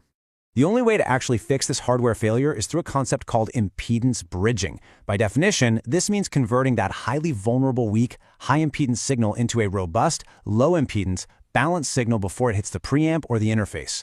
By doing this, we maximize the voltage transfer and stop that parasitic load dead in its tracks. And here is the exact tool for the job: a professional, transformer-isolated active direct box, or a high-quality hardware buffer pedal. When you plug into an active DI, you're hitting an active FET input stage or an op-amp. The DI box steps in to take the hit for you. It presents a massive 1 mega-ohm load to the guitar, perfectly isolating that delicate LCR pickup circuit. Once the signal passes through the DI's transformer, the audio interface's actual input impedance becomes completely irrelevant. And for some of you, 1 mega-ohm isn't even enough. 10 million. 10 mega-ohms. Some premium active DI boxes offer an input impedance this insanely high. Why? Well, because if you're tracking with finicky piezo transducers, like on an acoustic electric guitar, their capacitive nature demands an outrageously high load. If you run a piezo into a standard 1 mega-ohm amp input, you lose all your bass response. You need 10 mega-ohms to keep it flat and wide. So, back on the bench, an active buffer solution immediately presents that necessary 1 to 10 mega-ohm load, completely preventing any high-frequency roll-off. From there, it spits out a robust, low-impedance signal capable of driving long cables without breaking a sweat. You preserve maximum dynamic range, and most importantly, you completely bypass those cheap, compromised instrument inputs on consumer interfaces. The undeniable proof is right here in the frequency plot.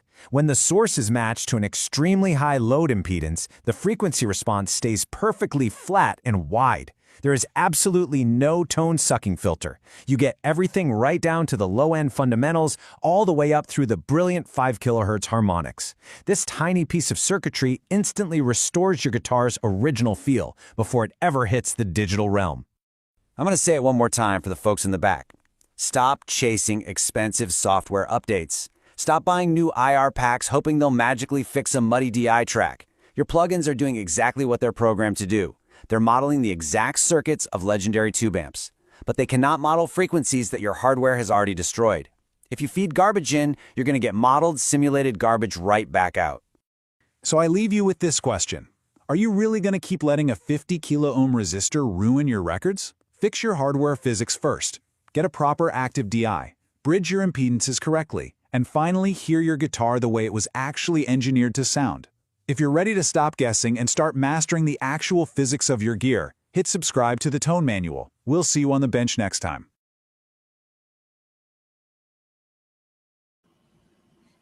The magic word, physics.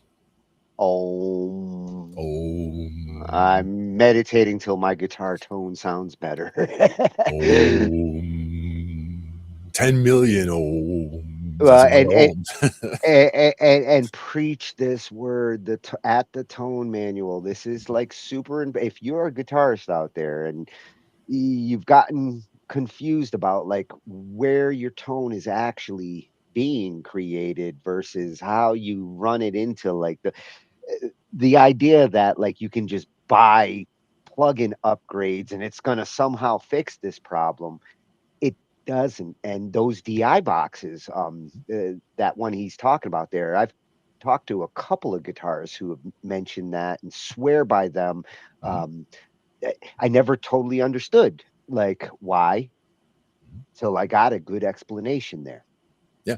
And DI boxes, we use them all the time. We use them a lot more for keyboards than for guitars, but we use them on stage for bands that are coming in and we're setting up sound for them. We'll always have a DI box for keyboards to come out so they can get 2 channels coming out, go to the DI box, and then get them into the board to be able to go a left-right signal if you want to.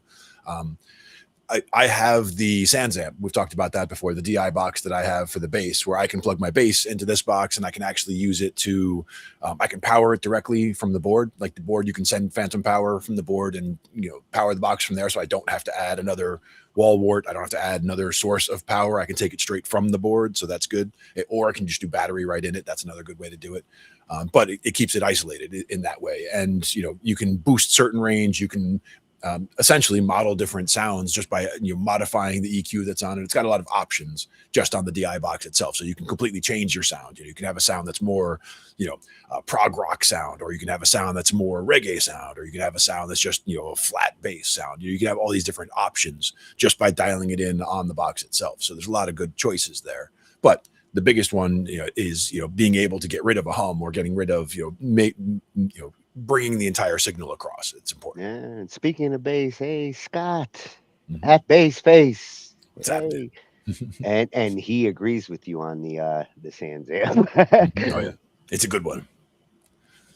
And using them for guitars could also help out, like he's saying, getting the DI in there. But understanding the different places where you could lose the tone is important too. Like we mentioned, the dead strings is one place. So, if your strings are old, change those out if that's part of your problem is, loss of sustain and loss of high end. But signal paths is super important too. Yeah. And how you're plugging in, whether you're using like one of those Focusrites, or like in my case, I got a Mackie mixer where I made sure there was at least a couple of channels with high Z options, because if I'm going to run certain things in, if your mixer doesn't support it, then you don't have the option. And getting what you're sending to match what is being received, to make sure you don't lose any of the beautiful dynamics of that expensive, I'm hoping expensive bass that you have. You want to get all that sound into the digital world. Exactly. And that's one of my favorite things about that Sans Amp in particular, is it has 2 buttons on it to shift some of the lowest end sound up into a more audible range. It takes 40 hertz, which is almost at the bottom of your human hearing, like down to 30 hertz is about as low as you can hear. So that low B string wide open is like 31 hertz. So it's like everything in those bottom 5 notes on that low B string can all get shifted from 40 hertz up to 80. So they use that first harmonic to really boost the sound there. And that way, if that low sound, that low note would normally get cut off because it's below whatever your speakers are pumping out, or below your crossover. If you have a crossover set to send it to a subwoofer and you're not sending it to a subwoofer, this can actually bring it up to 80. So you can actually get a good representation of those low sounds as well.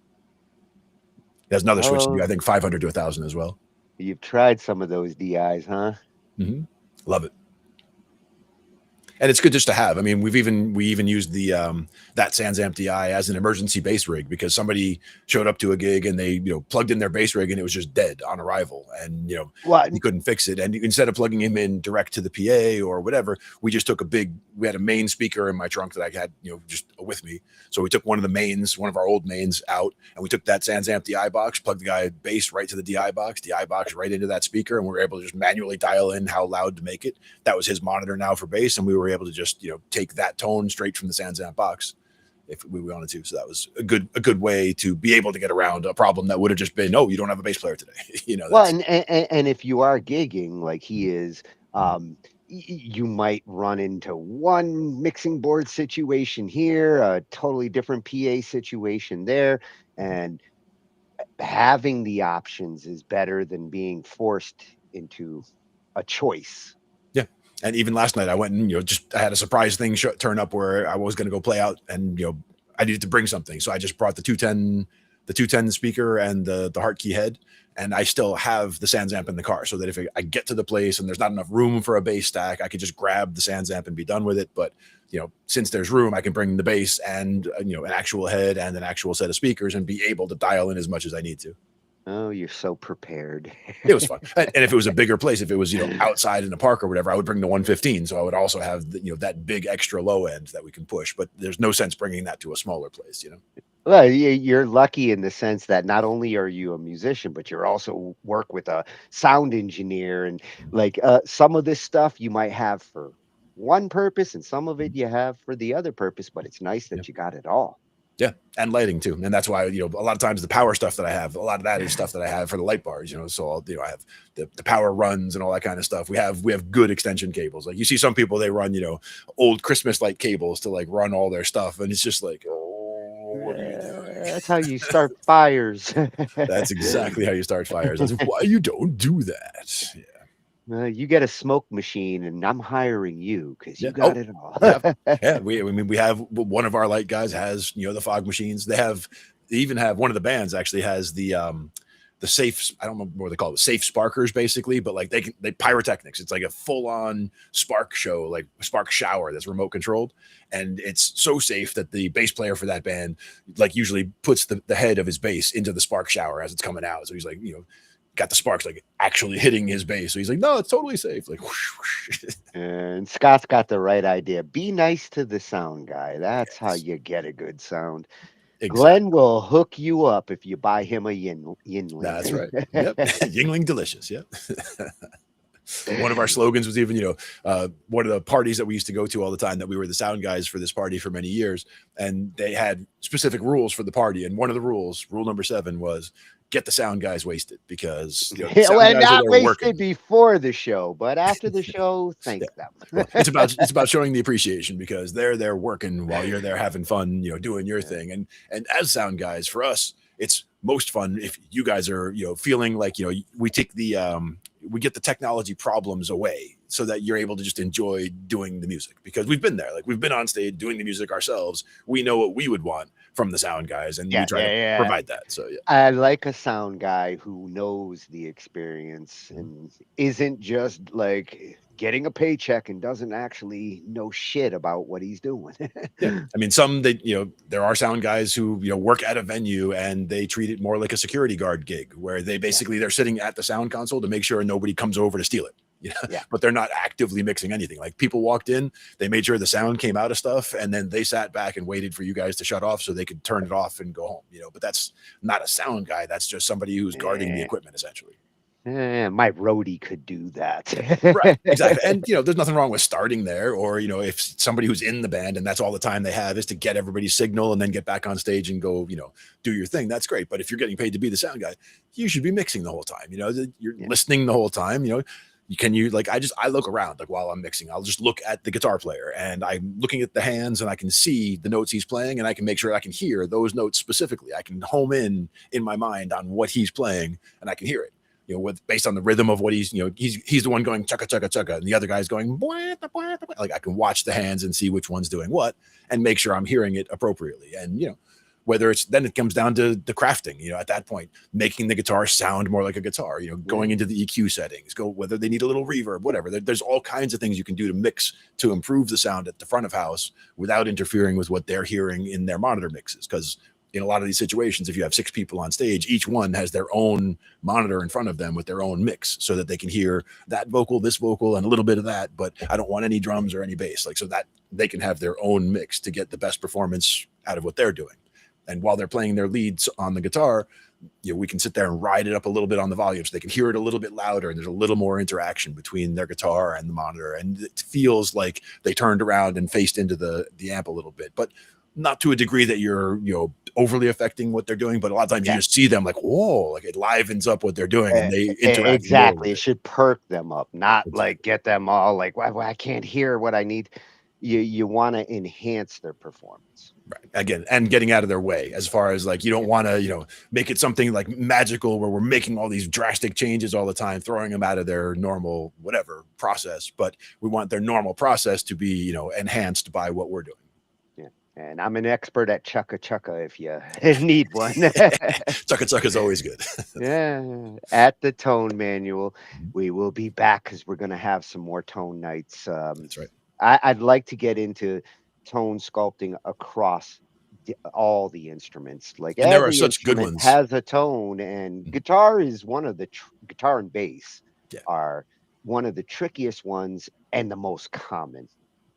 And again, a lot of it comes down to what you're adding into the mix. Like, everyone's going to have their own unique scenario, whether you're just going from a bass into a multi-use pedal into an amp, or if you're going through a whole pedal chain where you're trying to power it differently. And you say, see, Glenn, what a lead in. Because that's what this next one was about. I wanted to, like, not just talk about it in like studio situations and this kind of stuff.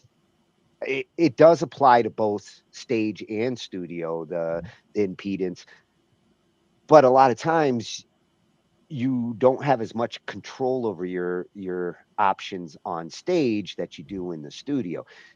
If you're like doing like rigging pedals, like some of them you've seen, you got that dude that's got that 19 pedal chain, and I'm kind of curious if he is doing that sequential pedal into the next pedal into the next pedal. Makes for there's a reason why that chain is organized the way it is, because we start doing this effect or cleaning up something and then go into this effect and then to this one. And if you're running reverb into, say, another effect after the fact, and that infamous mud that you get when you start doing tons of pedals like that. Adam Reynolds, Reshi channel, but covering something that we cover, and we'll be back to see what you do at the Adam Reynolds. His talk here about parallel signal processing is something, I've had little talks here and there about it. I don't actually know any guitarists who go this route, but I'm kind of curious as to why not. The difference in the tone you get out of your effects can be a big difference depending on whether you route this way or whether you do it the traditional way. Now, with somebody who does have such an intricate pedal board where they have 19 pedals or whatever it is, a lot of times it would almost have to be separate chains for certain things where, you're doing true bypass in a lot of ways, because you don't want the path going all the way through all those pedals all the time. Even when you are going left to right there in that chain, you got to have like on-offs in certain places, because you need to be able to flip certain things on and off that way. Yeah, and in that massive rig that the one guy had, basically the bottom right corner of the whole thing was like a six box selector, but each of those was like a whole setup on its own. Like you hit the first one and that's going to enable or disable like all of these pedals, and then the second one would do a completely different setup where it's kicking on a synthesizer sound, for example, because it was an 80s band and he was a bass player and needed that synth. I'm looking at you, Geddy Lee. Exactly. Certain places where you need that, but the idea, the whole series versus parallel, there are again certain pedals, certain types of effects that you definitely would want serial, and there are other ones that you would definitely want to send the signal off parallel to get a better response. So in some ways it's just the type of effects that would be getting sent off as a signal loop somewhere else and then coming back differently or coming back to a different amp entirely.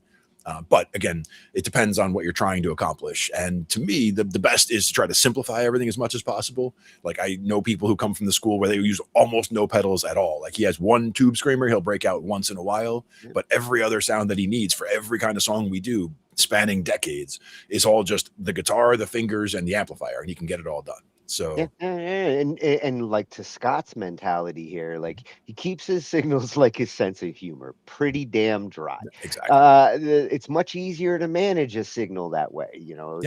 His buddy does parallel routing, and he's got a pro pedal board with switchers, and you got the right equipment. It's nice to be able to do that. What's cool with the way that Adam demonstrates it here. He keeps it simple. He just shows a simple parallel switch approach with two effects, and really it doesn't matter which effects they are. It's just about understanding how this approach is different than going in and out. Yep, good stuff. Yeah, important stuff.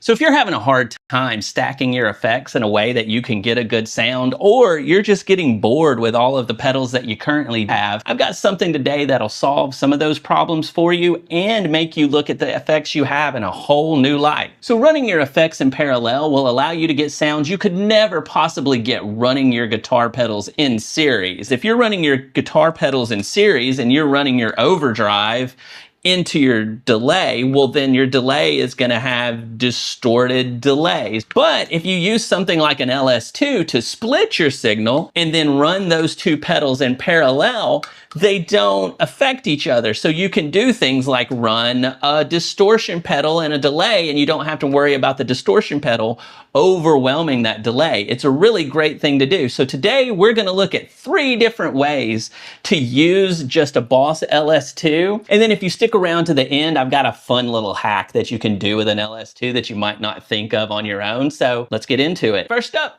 Clean blend everything. Okay, so for this example, we're just gonna use a good old-fashioned Boss Super Overdrive SD1. We're gonna run it into the A channel, and then we're just gonna run clean in the B channel. So let's kick this thing on. We'll just have both volumes at 50%. That means they're both running the same thing. The SD1 is off, so we're gonna get a clean signal coming out of both channels right now, and it just sounds like this. And then if we kick on the overdrive, you'll hear the clean signal and the overdrive together, which sounds like. And then if we roll the overdrive out, you can kind of hear that kicking in. So it's a great way to kind of get your overdrive sustained, but still keep that attack, okay? We roll out the clean. See how we lose some of that attack. So this is really made popular with the Sparkle drive back in the day, which was like a TS9 with a clean blend. Happened in the late 90s, early 2000s. I had one that I stupidly sold, but anyway, works really good with overdrive. Now let's try it with a fuzz. In this case, we're gonna use the Russian Big Muff that won my shootout in a video I did a couple of weeks ago. I'm really digging this thing. So let's just check out something where if you have a really heavy fuzz sound and you run a clean blend, there's the clean signal. Turn down the Big Muff a little bit here, but yeah, it's the same thing. So you can get a little more definition because, you know, Big Muffs are notorious for not having a lot of definition.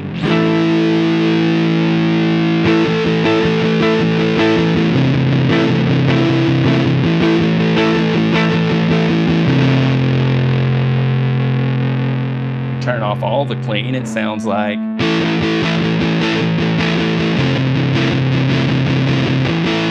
If we put that clean in, you just get that little bit of extra clink that, hear it?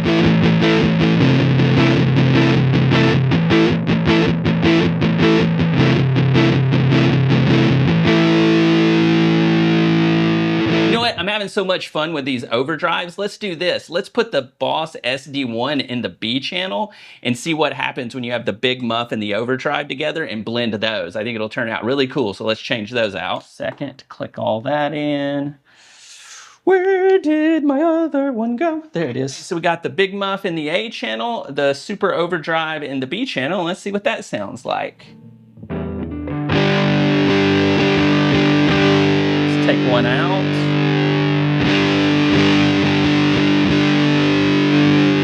Put it back in.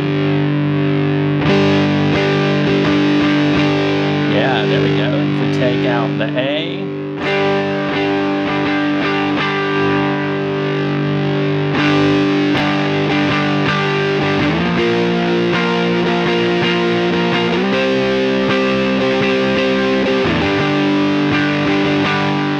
All right, part two, lose the mud. All right, in this case, what we're gonna do is we're gonna use a really heavy distortion.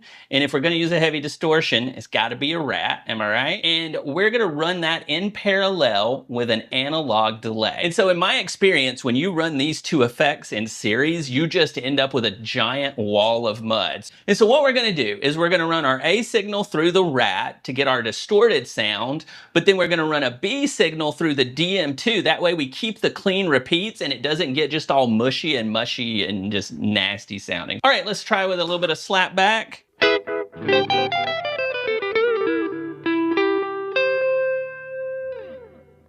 And then let's roll in some drive. Oh yeah.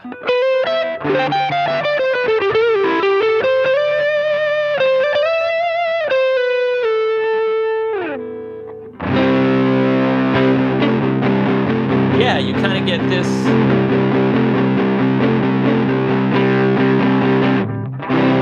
It's like, yeah, you get all that rat. I mean, you could even cut this back a little bit if you want. Now, the nice thing about the LS2 is you can adjust volumes. Like, you could even roll the distortion back.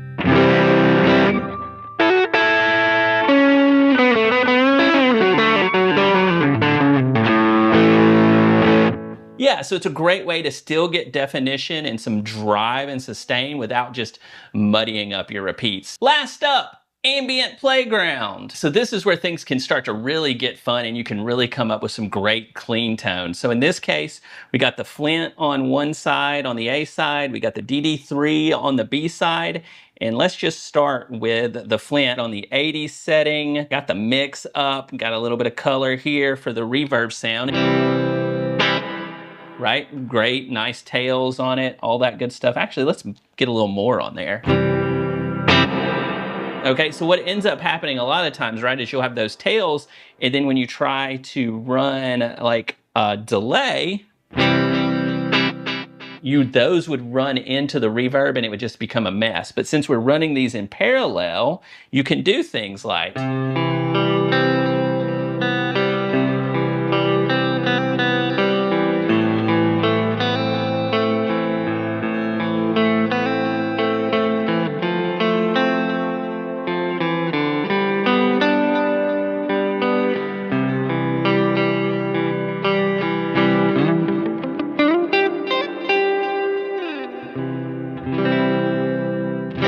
all right, now let's take it another step. We're gonna take a really choppy tremolo sound like this, and we're gonna roll in the DD3 sound, because what would usually happen if you ran these in series, the delay would be running in the tremolo and it'd be chopping it off, or vice versa. But if we do it this way, we can kind of get these really great like volume swells and movement, but still keep the nice repeats like this.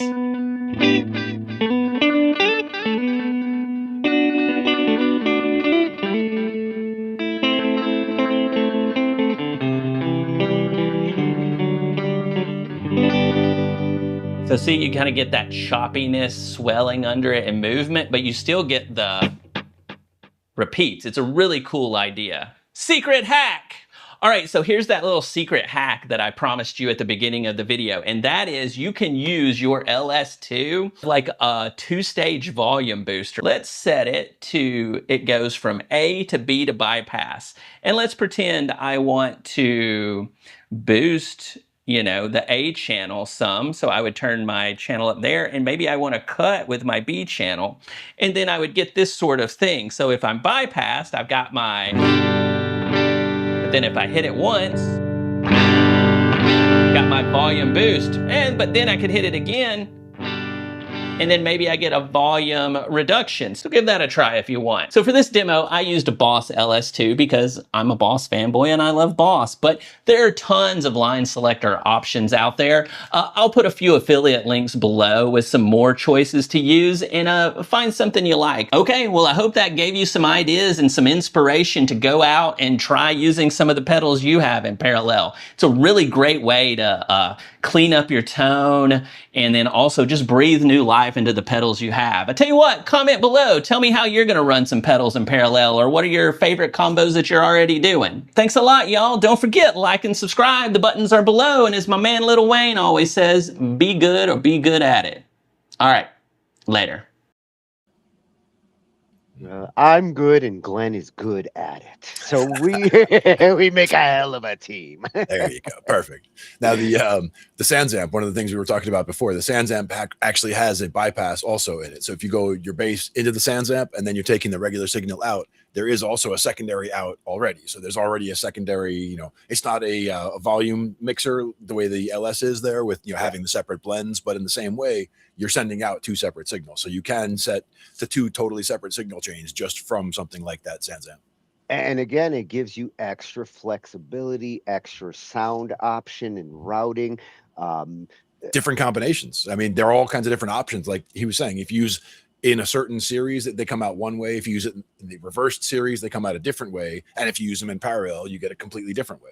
Well, and his tremolo and distortion example, it was distortion he put with it. I think it was a delay actually on the one where it was they would chop each other off. Yeah. And these are the kind of effects where I don't necessarily want that effect to go through this effect, and it's a lot like when you're mixing on buses and you're adjusting the dry and wet of an effect on a bus, and like I just want that tremolo to be hiding over here in volume and effect. And if you've got a bunch of effects in your chain and you're deciding like how they all route either through or together into your final sound, this approach mixed sometimes with a little bit of the linear approach, I think that's the best way to actually build your effects chain. Oh yeah, and again, keeping it simple to me is the best way to start. Like you start by, just like with an EQ, like you start flat and you start to, add or, you boost or cut as needed, so that's, as needed is the key there. So like you start with nothing and you only make adjustments where you need adjustments because something sounds better after an adjustment. Yeah, we had that pedal night where one of the ones we watched, he said that like decide, why do I need this pedal? Like Mhm. what am I going to use this pedal for, especially on stage? Like Mhm. is this for like one moment in a song and I'm not going to use the pedal the entire rest of the set, or is this like Tone crafting. essential? Yeah, because that's the thing is like with certain pedal setups, it's all about the tone crafting. Like all these pedals are in place because they're always active, and it's what the actual tone of the guitar is meant to sound like. That's something like where my buddy Mike, when he modeled his pedal rig, he built his pedal rig after Trey Anastasia's pedal rig from Fish, and couldn't buy the same components, of course, but would get like the equivalent component of this drive pedal, or like in the one case it had the two tube screamers, for example, two of the Ibanez tube screamers. So he got two tube screamers in his, and the same pedal chain and all that. He was mentioning the big muff there for the bass. We have the big green one, the big bass big muff that has the one input Like and he two said, outputs. the Russian Big Muff. I Yeah. didn't know there was a different one. Oh yeah, the Russian big muff. Ah. The other one that we like is the baseballs. The baseballs is the envelope filter. This one was the you can do the pow, like that kind of a sound. So we can mess with that one night too. But Oh, like I don't have a lot of you pedals. bass players have some of the coolest pedal names. We do. But that's the thing is like those, and like there's an EQ pedal back here somewhere. Like I have several of them, but the And would you not say an EQ would be an essential in any matter of fact, if you're like hardcore, you might EQ going into the chain and you might EQ going out of the chain. If you were to scroll down, it might be from might have been actually the last channel we were on, the tone manual. I think it was that channel where there was 10 different uses for an EQ pedal, where it actually had all these different things that you wouldn't necessarily think of, but things that you can also use an EQ pedal for, because there are things you can do. Like you can model the sound of like the the sound of the voice coming through a telephone, for example, like where you're only doing that one band, very narrow band, or very low pass. You can do the opposite, and get a very low part, but there's all kinds of other things that you can do as well with boosting and cutting different parts of a voice. Hey, you give me enough time, I'll give you 20 reasons. Right? Exactly. And Scott asked a good question here. You ever play with the reamping for recording? He hasn't tried it yet, but he's thought about doing it. And reamping is what the process of like running it through all the effects in the signal chain out to a speaker and then miking that. I think it's more just using like if you're using the amp modeling, for example, where you tell it, oh, instead of the PV that it was played through, see what it sounds like through a boss or whatever, like being able to change the actual sound crafting at that level. I haven't done much with that because most of what I would just record the signal I'm sending in and then utilize it from there. And like, for example, for bass parts, I would just have my bass plugged directly in through that Mackie 402 board where it's using that Mackie preamp, and then getting it into the computer from there, and then just not even doing any modeling from there, just taking that signal as it is and utilizing that for bass. Because I'm not as worried about the tone when it comes to bass. It's not as much of a boutique thing as guitar tone, where you're trying to get a very specific sound for those, for the sustain and for everything else. For bass parts, I'm usually just, focused on getting a bass part that works for that. Oh, you played with the envelope filters, huh? Have you really played with them? And compressors, again, these things that we now buy and add to the signal chains, whether it's for mixing or whether it's for a particular instrument, testing it, seeing the effect of it. Is it something that I'm going to do all the time, or is it something I'm going to do some of the time? Uh, it's nice to be able to experiment. I wish I worked at like a music store where I could just try it there before buying it. Now, for me, the Baseballs pedal, like that's like 1 or 2 songs. Like I can think of 1 or 2 Fish songs that I know of that I would definitely use that pedal to get that sound, because there's just this one, I always call it like the bubble bass sound, because it has that very definitive sound that if you heard it and you'd be like, oh, okay, you call that the bubble bass sound, you would recognize it immediately in any It's other song you heard. plucky and trippy at the same time. It's a lot of fun, and we can demonstrate it sometime. Like we'll get that plugged in one night and check it out, because that's not difficult. It's right there, so we can always do that. We're gonna Probably in have the new to place have though, because like we said, I'll probably be up in the new place. I've said it was going to be by this week, but I do have a few weeks left to get up into there. But we'll probably be broadcasting from there the next week or two. our next base night effects will be the specialty, the spotlight. Yeah. Well, I also have that. It's a little bit buried behind me over here, but I also have that. Which one was it? The Line 6, the Floor Pod Plus. So it has all those built-in sounds as well, and that's one that I would usually use for the guitar. But it is, we can also plug the bass into it. So. Super popular with the guitarists. Yeah. And we also have the looper pedal, the RC30, I believe we said it was, right? Not the 300 that has the little baby. That's the RC3 is the little baby. This is the double, the RC30. And then yeah. Well, that one's useful. Oh yeah, for sure. I mean, just the fact that it's got the two separate channels essentially, with the 2 separate volumes and the 2 separate, you can add the drums in there, the rhythm, all that. I mean, not to mention you can hook it up USB and drop things into it. So like I have a bunch of different practice tunes that I dropped in on channel folders, so I can listen and play along to Fish songs and other things that I put in that's there. the one that you loaded with like Fish and what was it, James Brown? You had a couple of things in there. James Brown funky instrumentals. Yeah. I mean, that was actually one of my Sunday morning practice things that I would do, is just, wake up on a Sunday and like, throw on James Brown funky instrumentals and just play bass along with it for, half an hour or an hour, just because there's no lyrics to worry about, just a bunch of different songs coming up, a bunch of great grooves, and just, I mean, it gets you really moving in the morning. So it's good stuff. That's exercise. Excellent stuff. At the Adam Reynolds, love this information. Glad that I could get that to complement the tone sculpting or signal routing. And tones this year, gonna be covering it. I'll be back, Adam, especially for the guitar and bass stuff. We're gonna have another bass night, and bass effects will be for sure in the works. Not only that, but as I mentioned, the the guitar pedal board that my buddy Mike had built, he has it's up in storage, and I could borrow it for one of these nights for us to actually look at all the different components that are in there, because I mean, he hasn't been using it in a long time. Like, he's played bass more recently than he's played guitar, and he hasn't played bass in a while. So I know it's sitting in storage, and I could easily borrow it sometimes, especially for the purposes of us checking out these pedals. And his board is probably 8 or 9 pedals, but he's got the Boosta Grande in there. He's got a drop pedal in there. He's got his rig set up to be as close to Trey Anastasia's rig as he could get, put together. So it's got all of what it should have for the tone crafting portions and for the things that you would activate, kick in for a solo here and do this there. He also had some custom work done on his SG, where he made his SG only have the 1 volume control knob, and he added in a push pull to be able to split the coils, for example. So he added some custom work onto his SG as well. You hear that, folks? We have a giant guinea pig, and he's ready to test shit. That's right. And I'll have the space to do it. I'll have the space to do it too in the new spot. So we will check it out for sure. Yeah, we'll be back to that.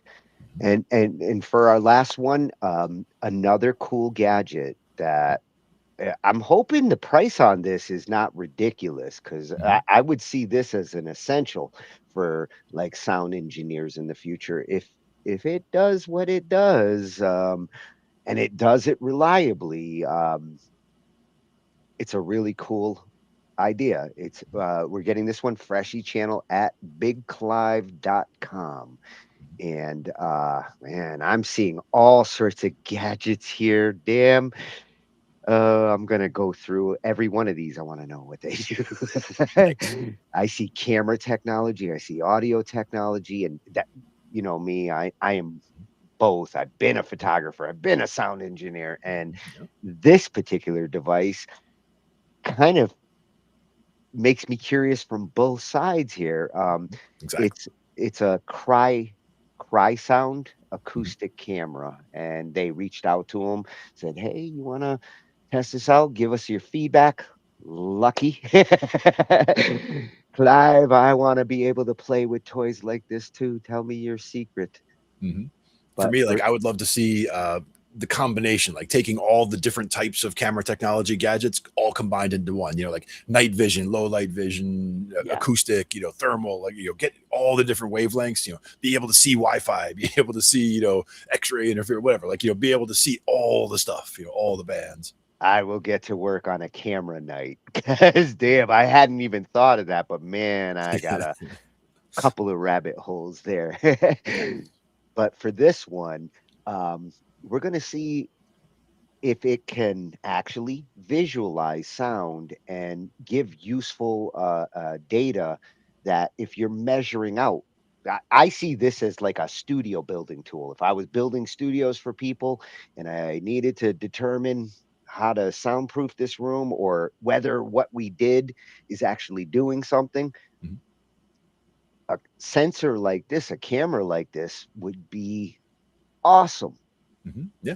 One application that comes to me is that there several of the bars that we work in, they have odd shaped rooms, right? So the sound reflections can happen in weird places. And in some cases, it was difficult for people to hear at a bar, for example, based on how loud the band was playing. So they actually put some sound baffling in just above where the people are at the bar. And it actually did a good job of blocking the reflections that were basically thundering down on them from a weird angle, coming down from a roof, for example.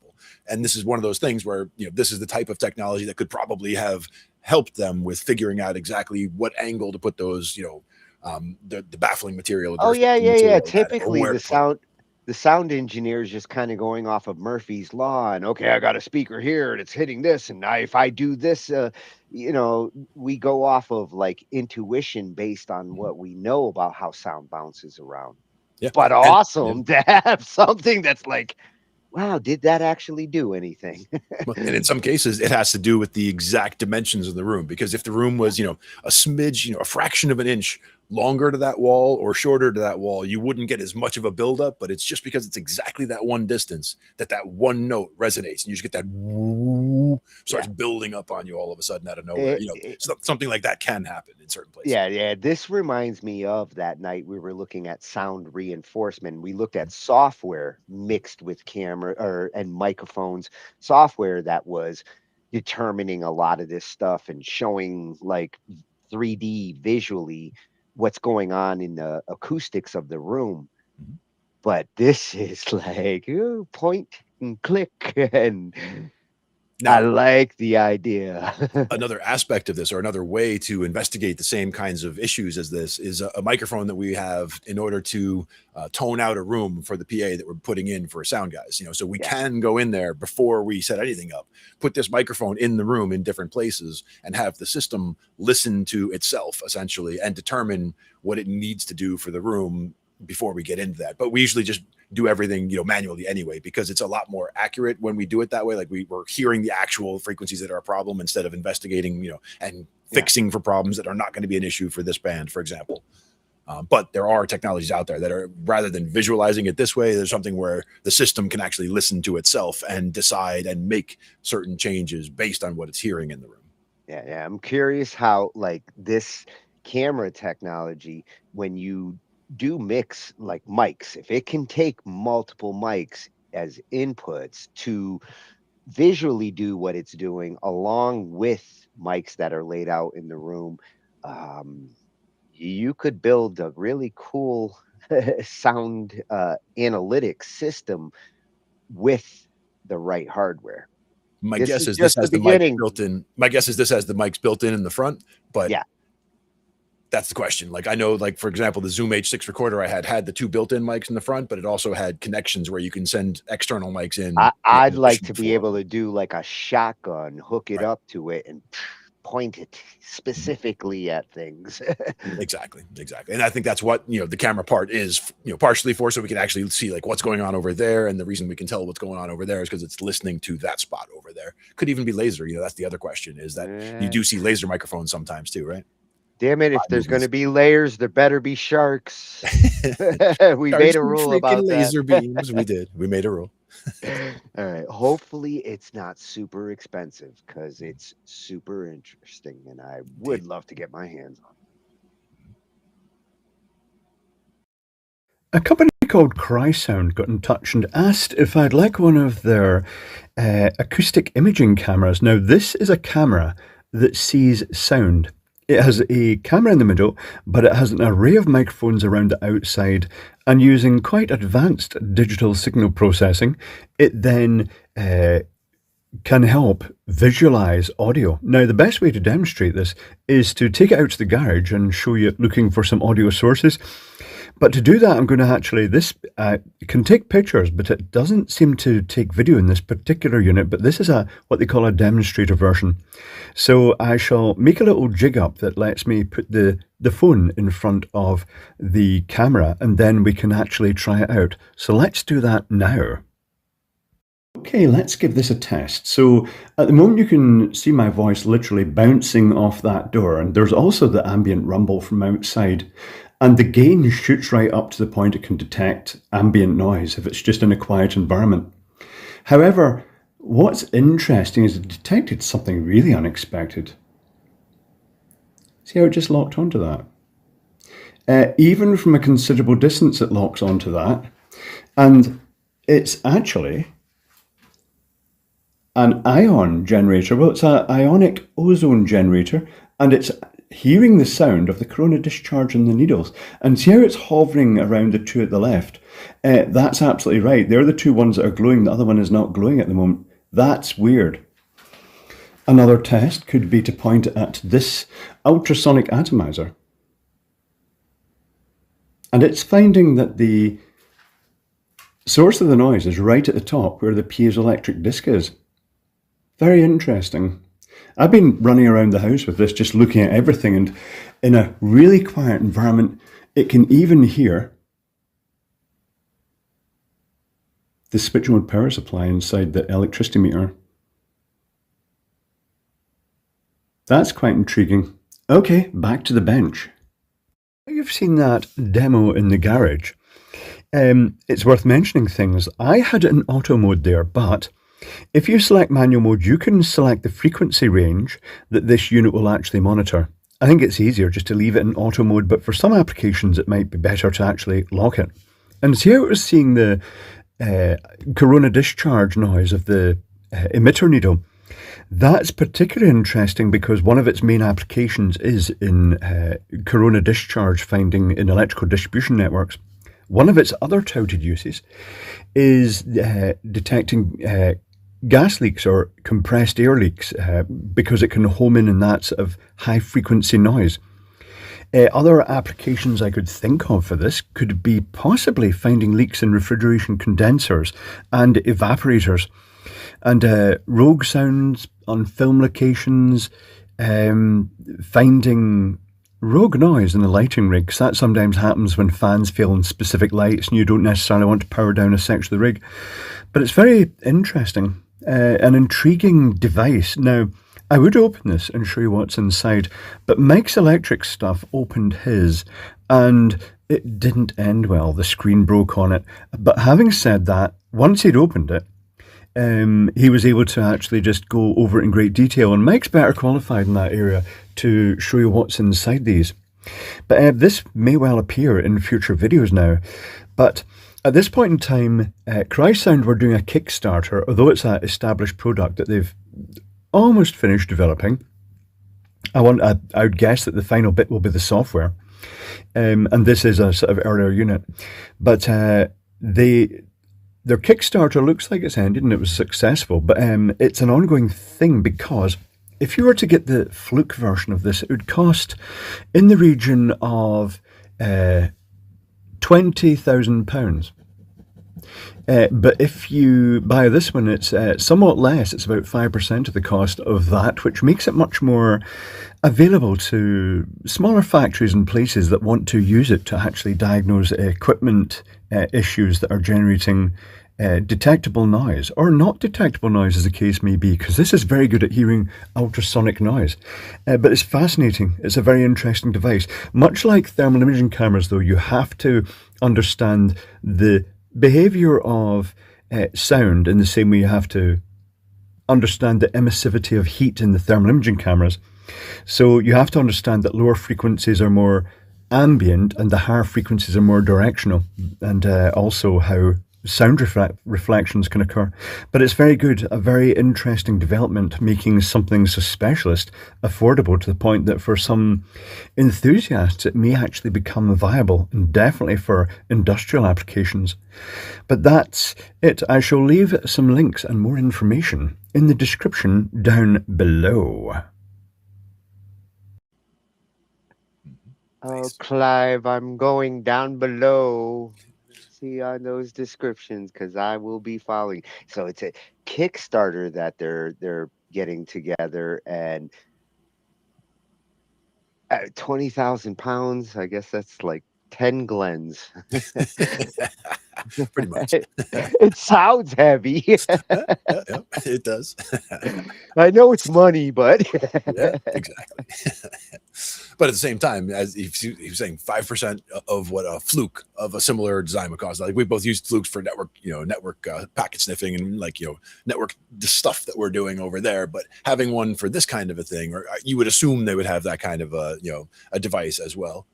Well, it's interesting he mentioned Corona sensors, like it was built off of are these the same kind of sensors they point at the sun to figure out like Well, different kind of corona, but same principle, same idea basically. But the idea is with this, it just has to do with the electrical discharge on certain things, and it can listen for that. Two things that I was thinking about was methane leaks as something that that's one that you can actually hear. So that's something from a distance. You don't have to directly sample the air, but you can actually hear something coming out from there. So that can point you in that direction, especially if it's a certain frequency. Another would be things that I've seen about railroad tires, or not tires, but wheels, railroad wheels that are getting ready to fail. Yep. They're getting ready to fail, that they're heating up a lot. So they're actually looking at them with thermal cameras. But there's also a noise aspect where the ones that are really about to fail are really squeaking or screeching badly. And that's the kind of thing that would just be, a very loud noise that could set off certain sensors or trip certain thresholds for something like this. So this is the kind of tool that different maintenance workers across multiple industries could start to use, like to improve their jobs. Yeah, and as someone mentioned before, like they didn't like the use of the seeing sound as a phrase, because you can't see sound. But in this case, I would see it more as translating or as representing. Like you can visualize the sound by it can detect it with all these microphones. It can very accurately detect the direction that it came from, because we all know the the Doppler shift and how you can triangulate sounds from knowing points. This camera looks like it has tons of those sensors so that it can in real time see very numerous inputs and tell you exactly what direction it came from and highlight that spot if it's getting a lot of signal from there. Yeah. I look at the concept of seeing sound with sensors like this, just like with in photography, infrared film or film for specific measurements, and it just measures like heat and it turns it into color. This is a way of translating something that we're used to hearing sound. We're not used to seeing it, but sensors like that, especially when you have different mics and you can actually run different signals in the long term, this mixed with like some good AI, 10 mics in the room, different purposes, like capturing everything into a brain like that, might actually be able to tell you everything about the acoustics of that room and where to put everything to get the perfect sound. Yeah, because in some cases you just might need to, baffle one or two spots that are particularly problematic, causing bad reflections. Other cases you might need to, block off this entire wall because all the sound is bouncing from there and getting into a bad way. So it's important to figure out what is needed to get all those things fixed for you. Yeah, and as Scott's saying, it's giving a visual. It simplifies, yes, but it's better than no visual at all. So, like, usually I try to do the sound stuff like by ear, but just like I EQ nowadays, and I look at the color graphs on my Fab filter because sometimes I see shit that I don't hear, and that visual lets me know there's noise that I don't need in that track or that mix. And the combination of visual with the sound is useful. I would not kick that option out of bed if I can see my room this way. I mean, that's the thing is we use a lot of times the real-time analysis on the EQ. Like you're looking at the graphic EQ, you're seeing where the bands are set for that particular channel, but you also have it showing you real time where that signal's coming in, on there. So is it hot in the low end? Is it hot in the high end? You'll actually see where the signal's coming in and how it's responding, to the EQ that you have there, or where you need to make adjustments to get more low end or get less high end, what have you. Yeah. I like that they're building these kinds of out of the box technologies that, yeah, it may not be a necessity for like this particular market. Musicians aren't likely to go and buy any of these, but sound engineers, Hollywood, well, we got to set up a stage and let's see the effect of, like you said, in the railroad industry, if we're like maintenance, so I aim it this way and I can actually see trains or rails that need replacement. Any of that makes this like useful in a lot of different industries.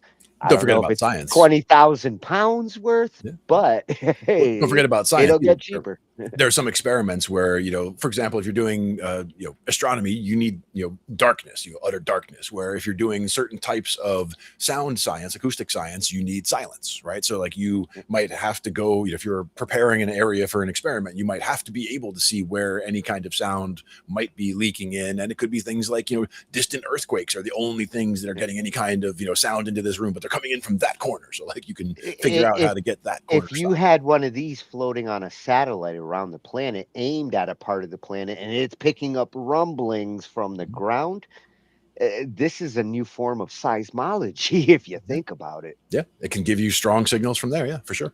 And again, someplace like New York City is going to constantly be just giving off a hum because the city has a hum to itself.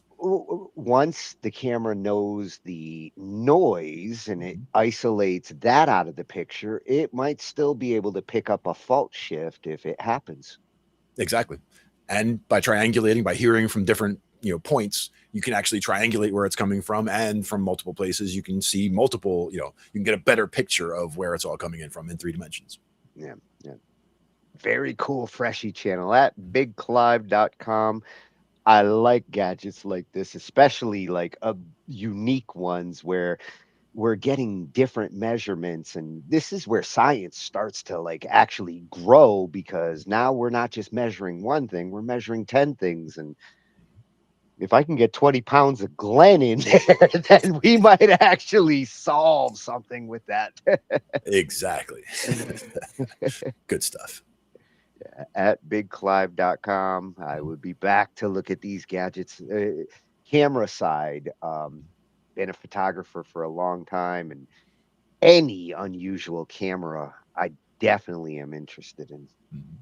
Exactly. What was the is it a light scene camera? There's a couple. It would take the entire scene of the room, and you'd be able to like change the angle and like look around from different. I can't remember the exact name of the camera, but there was a specific type of camera, the light field or something like that, where it actually takes the image of the entire 3D space of the room, and you can move around within it. I could show you a camera I bought in 1991, which was a 3D camera, and I actually didn't buy it directly. I was told I won a prize, and like I was like, oh my god! But I did have to pay for shipping on it, and I mean it wasn't super expensive, and it was a unique camera. It actually did take 3D pictures, but you had to send the film to a special processing place. And you know how film processing, especially back then, to get these 3D pictures, I had to go through a special processing place and I had to buy special lens and special bulbs. It's like, yay, you gave me a free camera that I had to buy shit for. And they go, I got another one. But it did manage to actually take cool flat pictures that look like those hologram pictures back then. Yep. It looked like the picture actually was coming out of it like a hologram.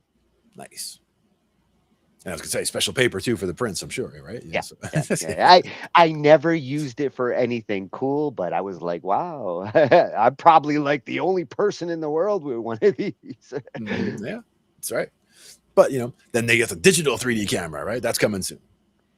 Yeah, but unless it's like does like R2D2 holograms and shit, it's not real 3D. We were in there though, because I have seen some things where you can take something like you put a piece of glass over like a cell phone, like a wine glass over a cell phone, and it'll be able to project an image up. And we're getting to the point where we're almost able to 3D represent. So we'll get there. Damn it, Obi-Wan, we're almost there. Almost. Less than 20 years away, maybe less than 5 years away from practical stuff that we can do, practical holograms on the fly. And again, a lot of it comes down to what's pushing it, like what's the need, what's the use case, right? I mean, if it's just to have, a cool, hologram standing up off of your wrist so you can have a conversation with somebody, is that cool enough to justify the investment? Or is it something where it's going to actually benefit medical technology, for example? That's something that would actually push technology forward. All right. Well, if you can save the princess and defeat Darth Vader, then that hologram is ready. Exactly. That's going to push the technology. That'll work. A Star Wars night. I would like to have one of those too. Actually, a Star Wars Star Trek hybrid night. Sure. Space technology. Space, the final frontier. Yeah. Well, we're going to be keeping up with the news. A lot of news going on. Last week's Fender news. Still the rumbling that's going on. It has not settled down yet. No. Yeah, some of the stuff we've been covering has definitely filled our feed with some new updates. Indeed. But we'll keeping be us back. busy. Yeah, we'll be back next Thursday to keep you up to date. Monday with Wally. And Tuesday we'll actually be looking at Heath Lattin's album review that we did a couple weeks ago. Nice. And it's 24. It's a double album. He calls it a single album, but I call it a double. Lots of work went into that for sure. Yeah. Yeah, and there's some good shit in there. And then Ange will be whipping it back out on Wednesday. She's kicking ass on Wednesday. Love it. Yeah, she's gonna warm us up before we come back next week. Glenn, I know that wall's going to be changing soon. Yeah, it should be. Yeah, I mean, I do still have the drums right here. I'm going to try to get those up there this week. So we'll get the drums there. We'll get that up there. I have some other artwork that's got to get up there. The Looney Tunes behind me, they're coming up there. Well, I figure until the Pink Floyd asses move, then you're not moving. So. Yeah. I mean, that doesn't fit in most cars, so that's that's a good size. I mean, that takes the entire back seat and then some probably. So that'll be moving truck day. So that's gonna go when this couch right here, when this couch goes, that'll go with it. The couch, some of the entertainment center units, like there's a bunch of different things here. I think it's 18 pieces of that won't fit in the car. So that's one big truckload at that point. But everything else can go beforehand. So I'm doing all the big stuff, which you count as one of those. Oh yeah, for sure. But I'm easy to move because I can just slide into this car and go. You throw me in the back of a truck, it's all good. Yeah, it's a good thing you can carry your own weight. Exactly, and then some. Right, we'll catch everybody next time. We'll see you next week, folks. Take care. We cover digital audio workstations and music tools. We explore theory, gear, and MIDI too. How to arrange, compose, and the art of arranging. Taking a look at AI and how the times have changed. On a PC or a Mac and even with a mobile device, we'll be talking about it all every Thursday night. From software to plugins and synths that entice. Dive deep into tech and let creativity take flight. Talkin IT. We're talking IT.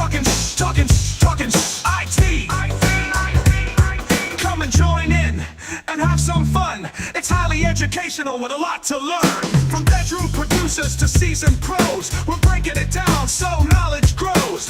Whether you're a DJ or a beat-making wizard, we got the tips and tricks to make your sound sizzle. Mixing and mastering, that's our jam. With the tutorials and tips on how much rev. Get the best quality from your setup and gear. Tune in every week and lend us your ear. We're talking IT. Come and join in and have some fun. It's highly educational with a lot to learn. We're talking